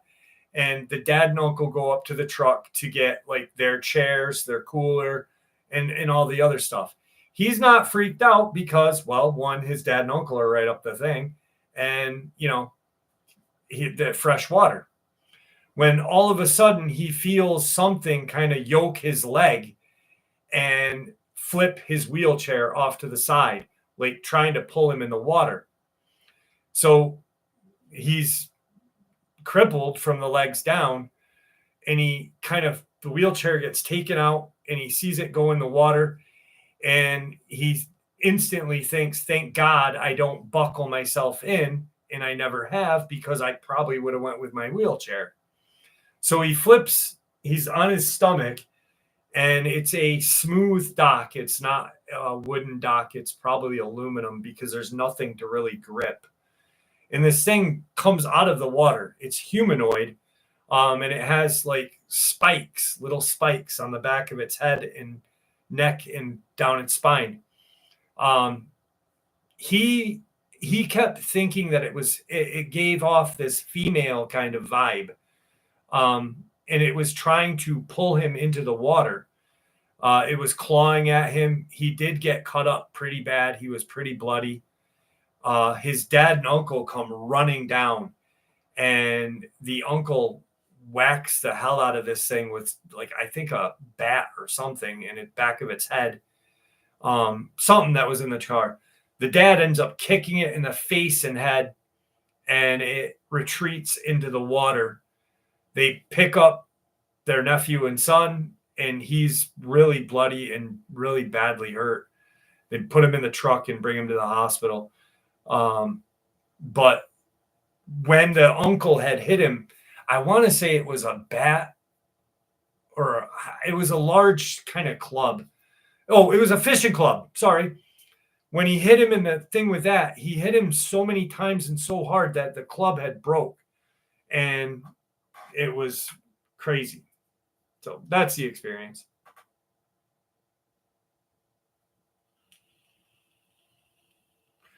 Jenny, yes, that was a great interview. She's a wonderful person.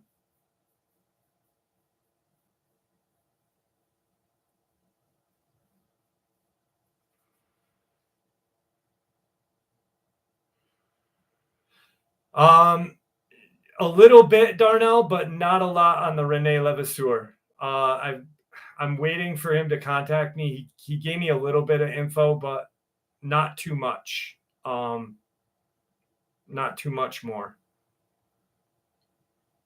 He's contacting me with a little bit more info. Oh, thank you, Jenny. Appreciate the love. Dude, I love that. I love the experience. That it's downstairs in my other studio. If I was downstairs, I would have read it.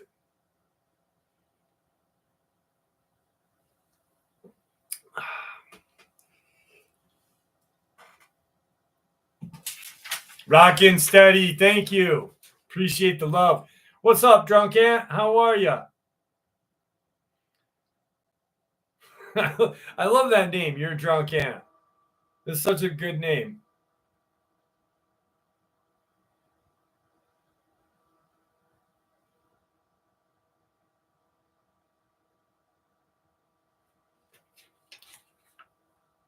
I honestly, Annette, Alaska, I'm not sure.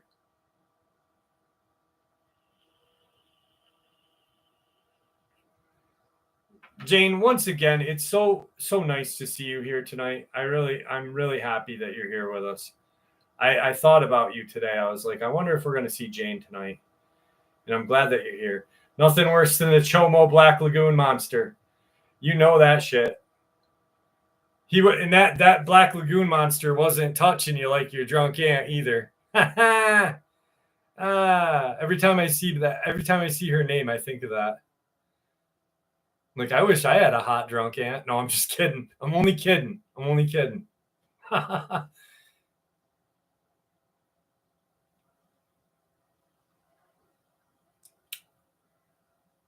No, she's never. I talked to her twice, Zilla. That's it. And she's never talked to me ever again.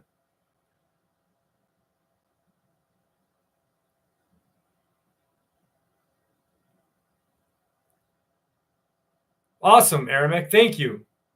Appreciate you. I'm looking forward to. Do you mind if I share it in the video and let them know that you got it?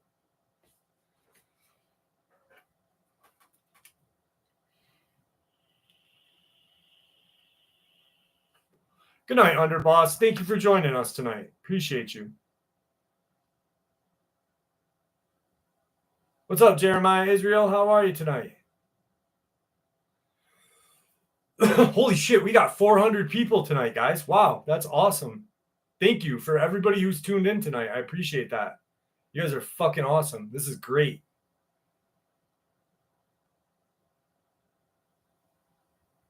Is Ichabod Crane a cryptid? Oh, no. He's a school teacher. Would you consider the Headless Horseman a cryptid? No. Definitely not Ichabod Crane because he was a school teacher. The Headless Horseman? No. I'd consider him like a ghost or a demonic entity. Maybe.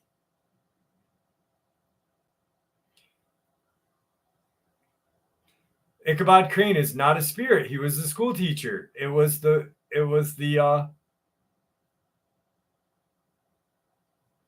Yes, I think so, Shauna Rain. I think so 100%. I don't think all Bigfoot use portals, though. I think the majority do. I don't think all do, though. Can anyone touch their tongue to their nose? I can pick my nose with my tongue. I don't even know why I brought that up. That's good stuff. He was from Connecticut, but he came to Sleepy Hollow, New York, which is 2.5 hours south of me. So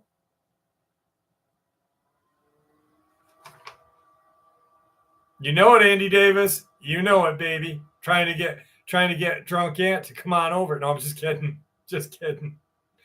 Oh,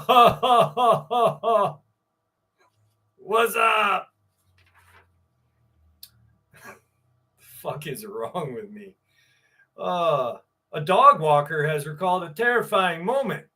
He was confronted by a pale-faced little girl with completely black eyes during a stroll through Aquatic Chase. The man claimed a giggling child dressed in rags tugged at his coat before skipping off into the trees. It's thought he may have encountered the infamous black-eyed child, believed to be a ghost of a young girl who was murdered in the area in the 60s.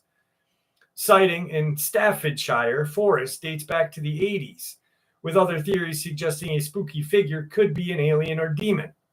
The man from Rugeley recounted his experience. The dog walker said, "I was walking my dog near Castle Ring about a month ago at about 10 p.m.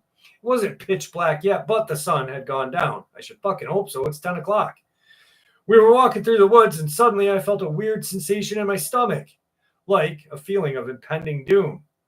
And I also felt like I was being watched. My dog started to go mad and was pulling at the lead and barking. I'd never known her to do that before."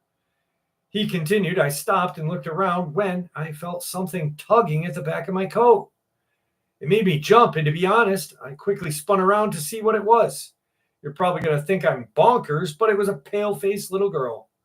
The thing is, she had completely black eyes, and something about her just didn't seem right. She had fucking black eyes. That's what it is, dipshit. Like she wasn't human. Her clothes were rags. She giggled in a way that hurt my ears and sent chills down my spine, and then skipped off into the trees. I was terrified. And so was my dog. We left straight away."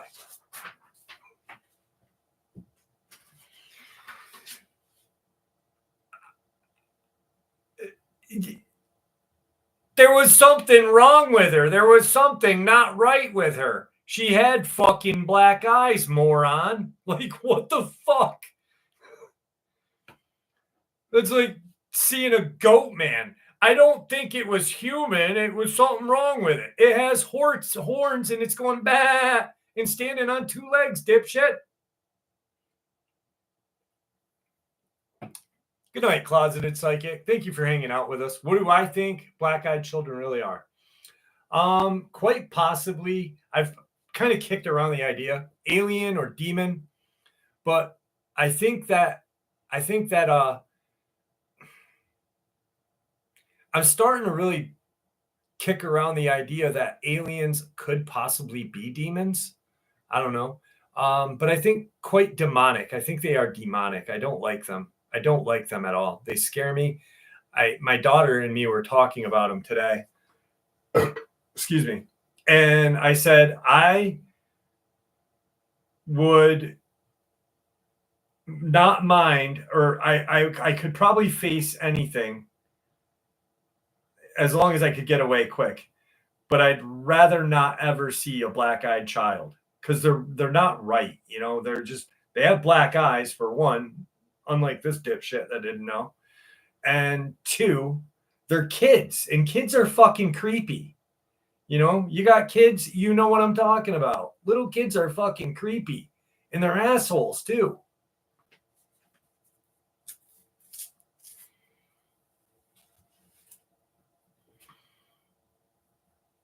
How do you do this thing?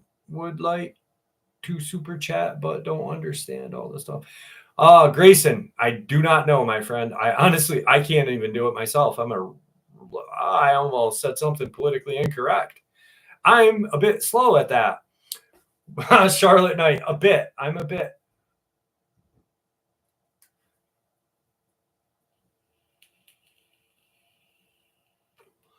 Oh, absolutely, Truth Quest. They are a higher species, but wouldn't demons be a higher species than humans too?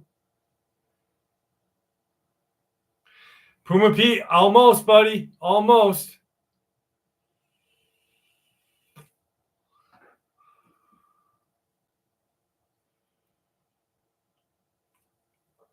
I think that if or they could be like an inorganic being or like some sort of psychic vampire that feeds off of the fear they inadvertently cause. Just an idea.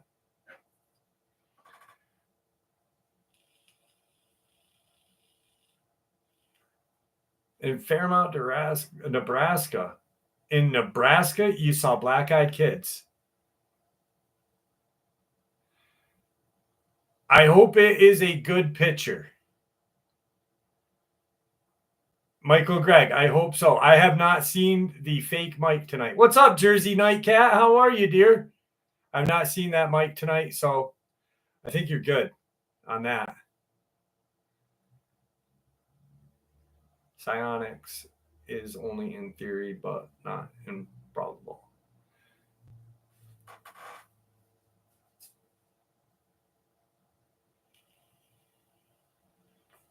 Thank you, Grayson.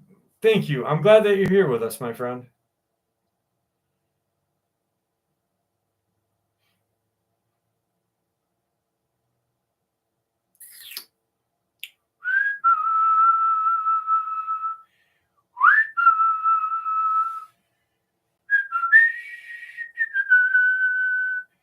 Black-eyed kid versus Chuck Norris, Lone Wolf McQuaid.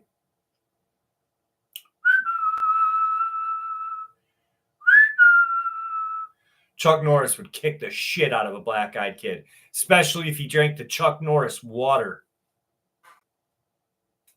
The real cryptids are those weirdos who think they are cats and hiss at each other. Fucking A, furries. Furries scare me too. And they're real, dude. Like, they're really out there. They are real people. They live in everyone's town. Black-eyed kids are periodic. Furries are in everyone's town.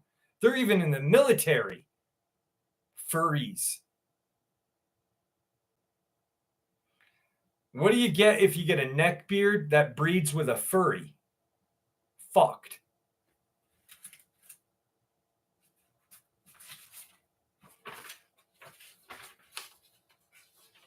Oh yeah, Chuck Norris. Chuck Norris kicks ass.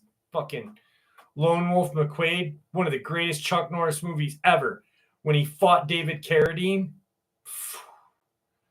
I was a little mad though. I was a little mad that David Carradine lost. I always root for the bad guy.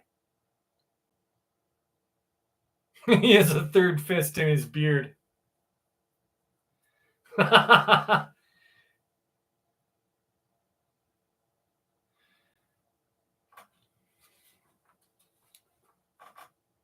This is my favorite hat right here, Jeremiah. This is my favorite hat in the whole wide world. Not yet, Jersey Nightcat. And I came up with it all week. I thought about it, and I came up with it throughout the many showers that I took. So it's going to be a fairly decent one. All right, this is going to be what we'll do. We'll do this encounter. We'll do the lot lizard experience, and then one other encounter, and then the live stream. And one more $20 is $20. For many years, I had been haunted by something that I saw in the back country of Wisconsin. It was early spring, and I was headed down a dark country road at about 10 or 8 p.m. south of Barron, Wisconsin, surrounded by trees. I drove over a hill, and then a little ways down on the other side, I saw a reflection of green eyes near my driver's side window, about 4 feet in height. I was confused because they were right by my window and I didn't see anything in the road ahead of me a second ago. It was like it was trying to be invisible and had appeared just a moment too soon. I drove a little further and decided to turn around and see if my eyes were playing tricks on me or not. If it was indeed an animal of some kind. As I approached, my mind whirled because my brain could see an animal there, but then an overwhelming sense of fear overcame me when I could not assign a known animal to it. I pulled up to it, now 20 feet or so from it. I was horrified by this and knew in my heart that I could not take my lights off or I would die. My gut told me so.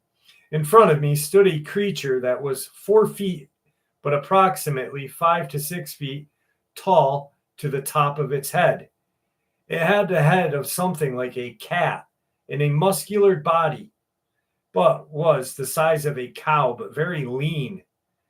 It had cat-like ears and a short type snout, but overall was definitely not a cat. It had cocoa brown fur with dark brown zebra-like stripes running down its sides. It also had a dark brown mane running down its back. Its green eyes were in front of its head. Out of fear, I flashed my headlights at it and then honked my horn, hoping it would run off. It only looked as if I infuriated it as it brought its head down to the ground, keeping its eyes on me as if it was threatened. Several times the thought crossed my mind, in fact, was strong and big enough to bash through my windshield, rip me out of my car, and eat me. I knew it wasn't going to be the one to back down after flashing the lights and honking the horn at it, so I decided to keep my lights on and back down the road in reverse. I did just that as it intensely stared at me as I reversed the quarter mile. Then I did a U-turn in the road, peeled out of there. Nobody was before or since mentioned this creature anywhere. Now, as far as animals go, it was too big to be a deer, too lean and muscular to be a deer as well. It had a cat-like features, but was much too tall to be a large cat of any kind. It was way too tall to be any kind of dog. Definitely not a cow like I had ever seen.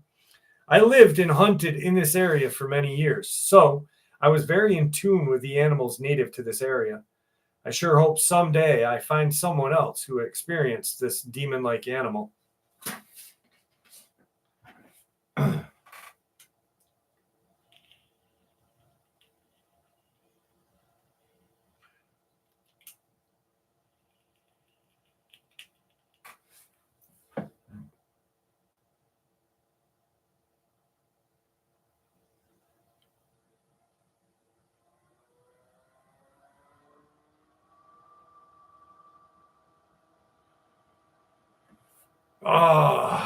So I do believe someone said it. I think it was Andy. No, it was Rockin' Steady. But Kelly from Scotland asked, Libra poet, there's my girl. What's up, darling? Kelly from Scotland asked, what is a rake? A rake is a creepypasta written and created by Tobias Wade and modeled after a cryptid that we call the crawler, or people call crawlers, said to resemble a demon-like kind of alien-looking creature. Chud, descent, any kinds of, that.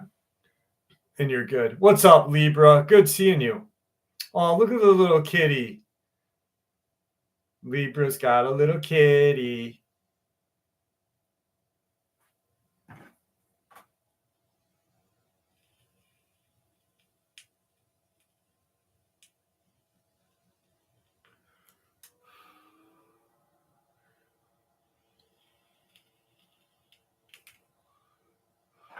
Creepypasta.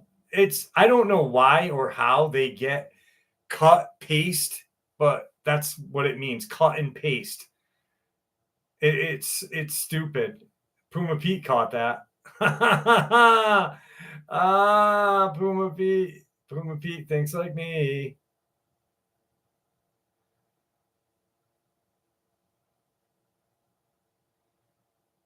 I believe you when you say aliens are demons. Aleister Crowley with some. Yes, Liam. Liam looked just like a gray. I don't love Aleister Crowley, but I love reading anything involving Crowley and the interesting stuff he has done.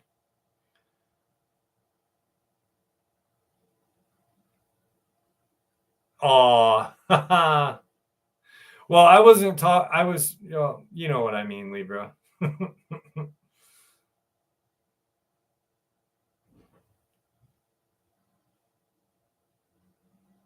My dad, doing better. Thank you for asking, Claire Harris. Thank you for asking.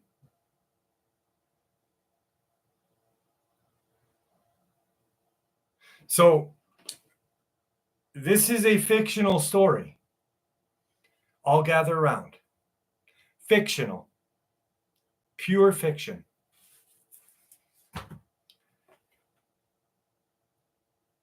We are venturing to an isolated truck stop in Oklahoma. Ronald, the truck driver, he's about 35. Decent looking guy. Rather large, like muscular built. Not really afraid of much. He usually is a long haul trucker, but his boss had called him and said, I got a different job that I need you to do. You got to stick around this one town and do a couple of short hauls. We're going to make it worth your while. I heard there's a truck stop in this location that you can stay at, while so you don't have to commute all the way back to Texas from Oklahoma, but you got to stay there for about a week to get this job done. And he said, all right. So Ron finds this truck stop and he kind of digs it because it's kind of nice. It's set out in the boonies. The food is great. The waitresses are really nice. It's got a shower room. It's got a beautiful bathroom. It's got kind of like a dollar store kind of shit in there. A lot of stuff. Just nice stuff. Better than your average chicory serving truck stop. So his first couple of nights, he ends up talking to a couple of the truckers, having their coffee and shit at the bar. The bar of the diner, not a bar. And they mention, hey, listen, this is really good, good area, but don't use the facilities after 1 a.m. And Ron's like, why?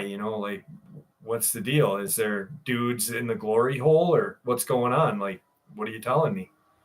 And they're like, no, nothing like that. No glory holes. And he's kind of like, oh man, damn it. But there is something that has been known to attack and castrate truckers that use the showering facilities at night. And he's like, what? Castrate truckers? He said, how come I've never heard of this? Well, it's not a rumor and it's not lore, but it's true. We just keep it, on the DL. So Ron's like, all right, thanks, guys. Thanks. A couple nights go by, and Ron's got like 2 days left before he's going to go home, and he's looking forward to going home. He's like, oh, I can be home soon. My wife, I miss her. Oh, this is going to be fabulous. Now, he goes and he does this quick job, what he's been doing there for a week. But as he's driving back to the truck stop, he accidentally spills his soda pop all over him. And it dumps all over him. And so now he's sticky and wet and gross feeling. And it's after 1 a.m. And he's like, shit, should I not clean up now? But I can't go to sleep. I'm sticky. I don't want to. He's like, you know what? Those guys were busting my balls. Nothing's going to happen. And he goes into the facility, but he notices that the diner that is normally open 24/7 with kind of a short staff, no one's there. The lights are kind of dim, real eerie feeling as he walks in. And he's like, this is creepy. But he makes, not a big deal of it. And he gets into the bathroom and he takes his clothes off and puts his dirty, wet, shitty clothes, but he puts his clean clothes on this bench. And he starts washing up. And he's washing. And he hears this kind of like this, not a cackle, but this kind of like weird kind of like noise, like just this real weird kind of drawn out. And he kind of stops and he's like, what the fuck was that? Aaron, thank you for the love. And as he stops, he can hear kind of footsteps, but they sound wet. So now he's like, oh my God, he's starting to think like they were telling me the truth. There is something. No, maybe it's just another trucker. And he keeps listening. And it goes quiet again. So he's like, all right, maybe it's my mind. It's late. I'm tired. I'm just going to finish up. So he gets his hair washed and he puts his towel around him and he opens the curtain because there's like a wall of showers with curtains and then outside are the benches. So as he opens this curtain, he sees kind of like off by the bench where his clothes are, he sees a figure, like not a shadow, but like this kind of, the lights are dim, like dim. And so he can barely make out something, but he's like, and he goes, hello? And he hears that noise again, that like, I don't know, like an old man that had a stroke or something. Just that weird noise. And he kind of stops and looks, but he's way away from his towel or his clothes, and he's just in a towel. So he starts to walk over to his clothes, and as he gets halfway to his clothes, he notices that this figure is walking towards him too. And he stops and he's like, can I help you? And as he says, can I help you? It was like a flash, like this just fucking lightning strike. This thing is on him. It is literally on him. It has tackled him. And he's on his back. He had hit his head. And it's that kind of hard tiled high school bathroom shower stall. So he's kind of out of it a little bit. He's like, and he's pushing trying to get this thing off of him, and he's trying to figure out what it is, but he's fighting, and he quickly gets like this glimpse, and it looked like a female, semi-attractive, but definitely should have went to the dentist 20 years ago. And he notices this kind of shit-like smell, but he's like, it's not me. I took a shower.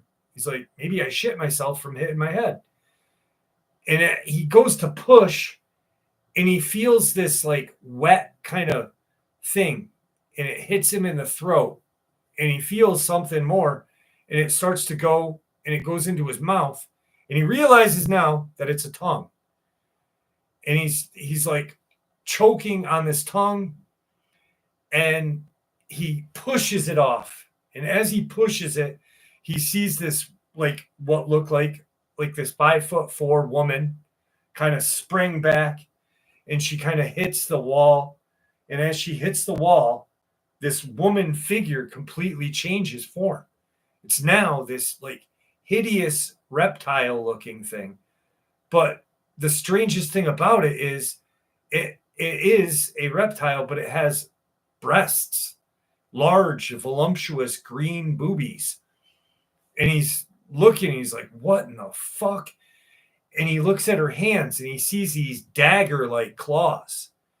And he's like, oh my God, that's what castrates the truckers. And as he thinks that, it jumps on him again. And he's fighting again for his life. And he feels this just really strange kind of tugging. And he's like, she's pulling my towel down. He's like, I'm going to get castrated. Oh my God. And she's using her hand or feet-like hands to pull his towel down. And all of a sudden, he feels something around his junk. And he feels this ungodly pain, ungodly, and warmth. And he realizes at that moment that everything has gone. And he passes out. Blood loss. The next morning, he wakes up and he's in the hospital. And he's lying here like this. And he wakes up, and the nurse is like, you're lucky to be alive. And he's like, what happened? What happened? He goes, I remember getting attacked last night, but it was a woman, and then it was a monster. And she goes, no, you're fine, you're fine. But there is something wrong. And he's like, what? He goes, last thing I remember, and he lifts his thing up, but his junk is still there. And he's like, oh, it was just a dream. And she goes, what was just a dream? And he goes, I thought she cut my junk off. And she goes, oh, she goes, no. She goes, but when we were doing all of our testing and stuff, we realized that you now are the only man that is pregnant. And he looks at her and he's like, what? And he's trying to figure out. And she goes, you have a scar on your stomach, and there's something in your stomach growing. And he's like, wait, what? And she's like, well, what do you mean? Get it out. Get it out. And she goes, we can't.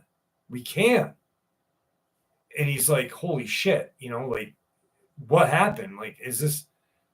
And then all of a sudden, as he's like trying to scream at this nurse, he wakes up and he's in the shower room again. And he's still fighting with this fucking creature. And he realizes like that nothing has happened down here. He's not pregnant. But now he realizes that his junk is hard. And instead of fighting, he's making love to this reptilian-like lot lizard named Lola. And he fucking kind of can't believe what's going on because he doesn't want to, but he kind of wants to, but he doesn't know how to stop. And he's like, I got to stop this. This is crazy.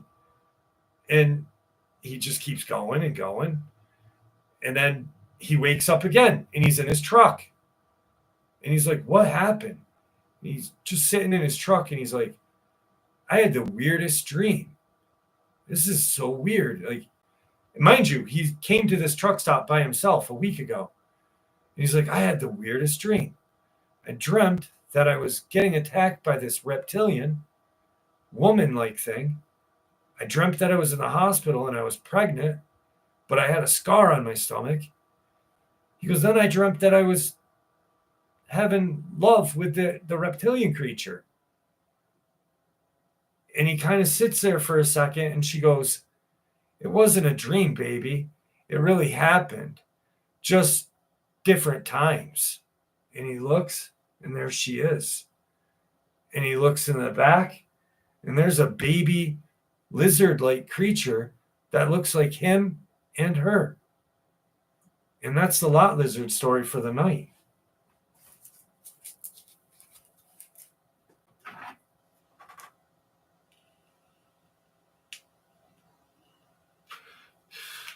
Yeah, so he had a baby and he got violated and he violated too. And it was a good time. I myself would go for that. I would do that. Like, I am just fucking.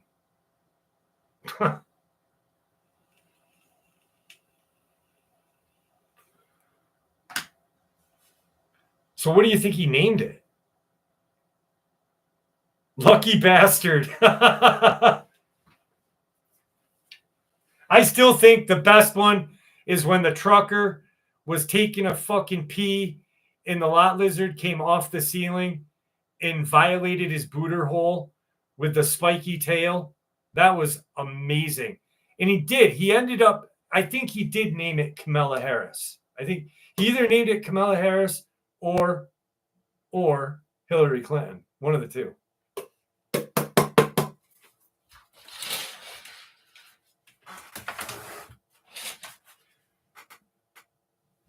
$20. It's $20. Oh.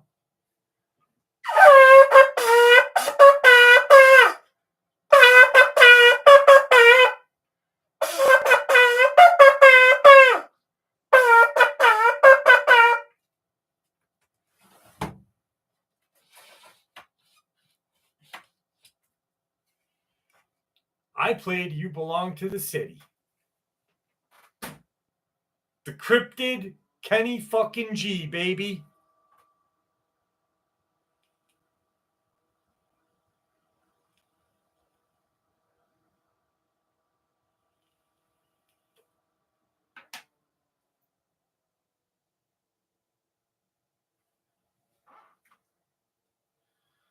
Hang on a second.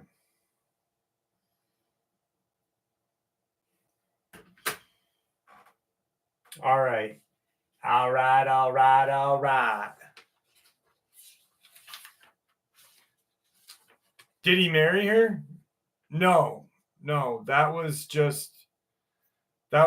like, they didn't get married. They were, what's that when you're together for longer than 7 years?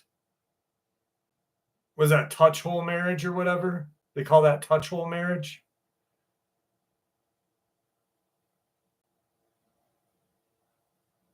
What is it when you're together for 7 years, but you're not really married? Common law marriage. Yes. Common law marriage. I think touch hole marriage sounds much better, though. Touch hole marriage. Because it's always the touch holes that fucking say it, right? This is my wife, but we don't believe in that. But that's my wife. You're like, what? How's it your wife? She doesn't have a fucking ring on her finger. She got 4 teeth. And his name's fucking Bart. Fucking touch hole.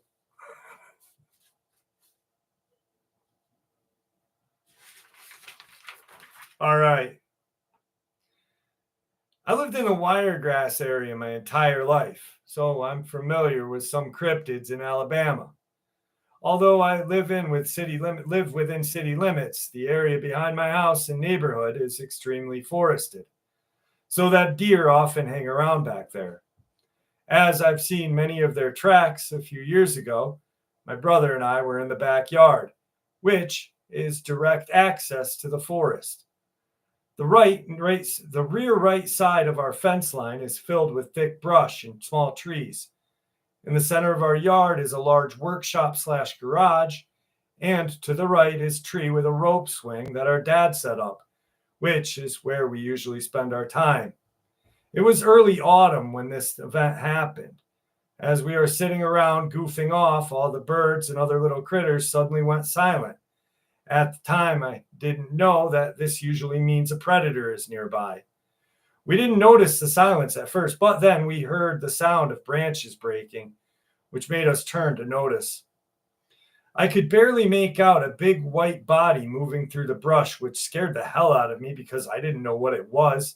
I got my brother's attention, and we saw it draw closer. Both of us were terrified. So we slowly made our way back to the porch. Whatever it was stopped moving and just watched us.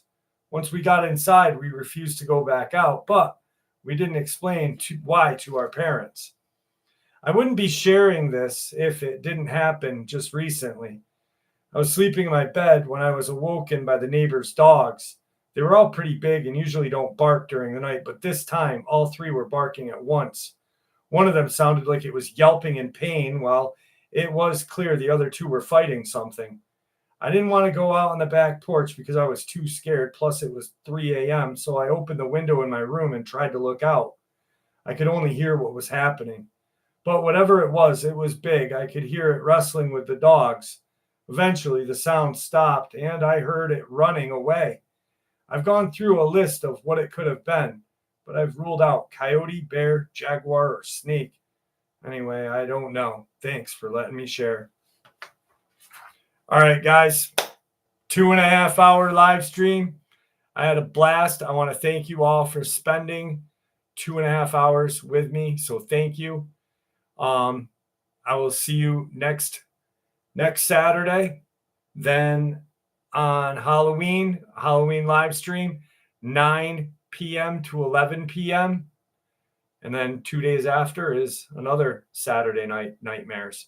So with that, in my best Aussie, I love you all. Have a good night, guys. Thank you.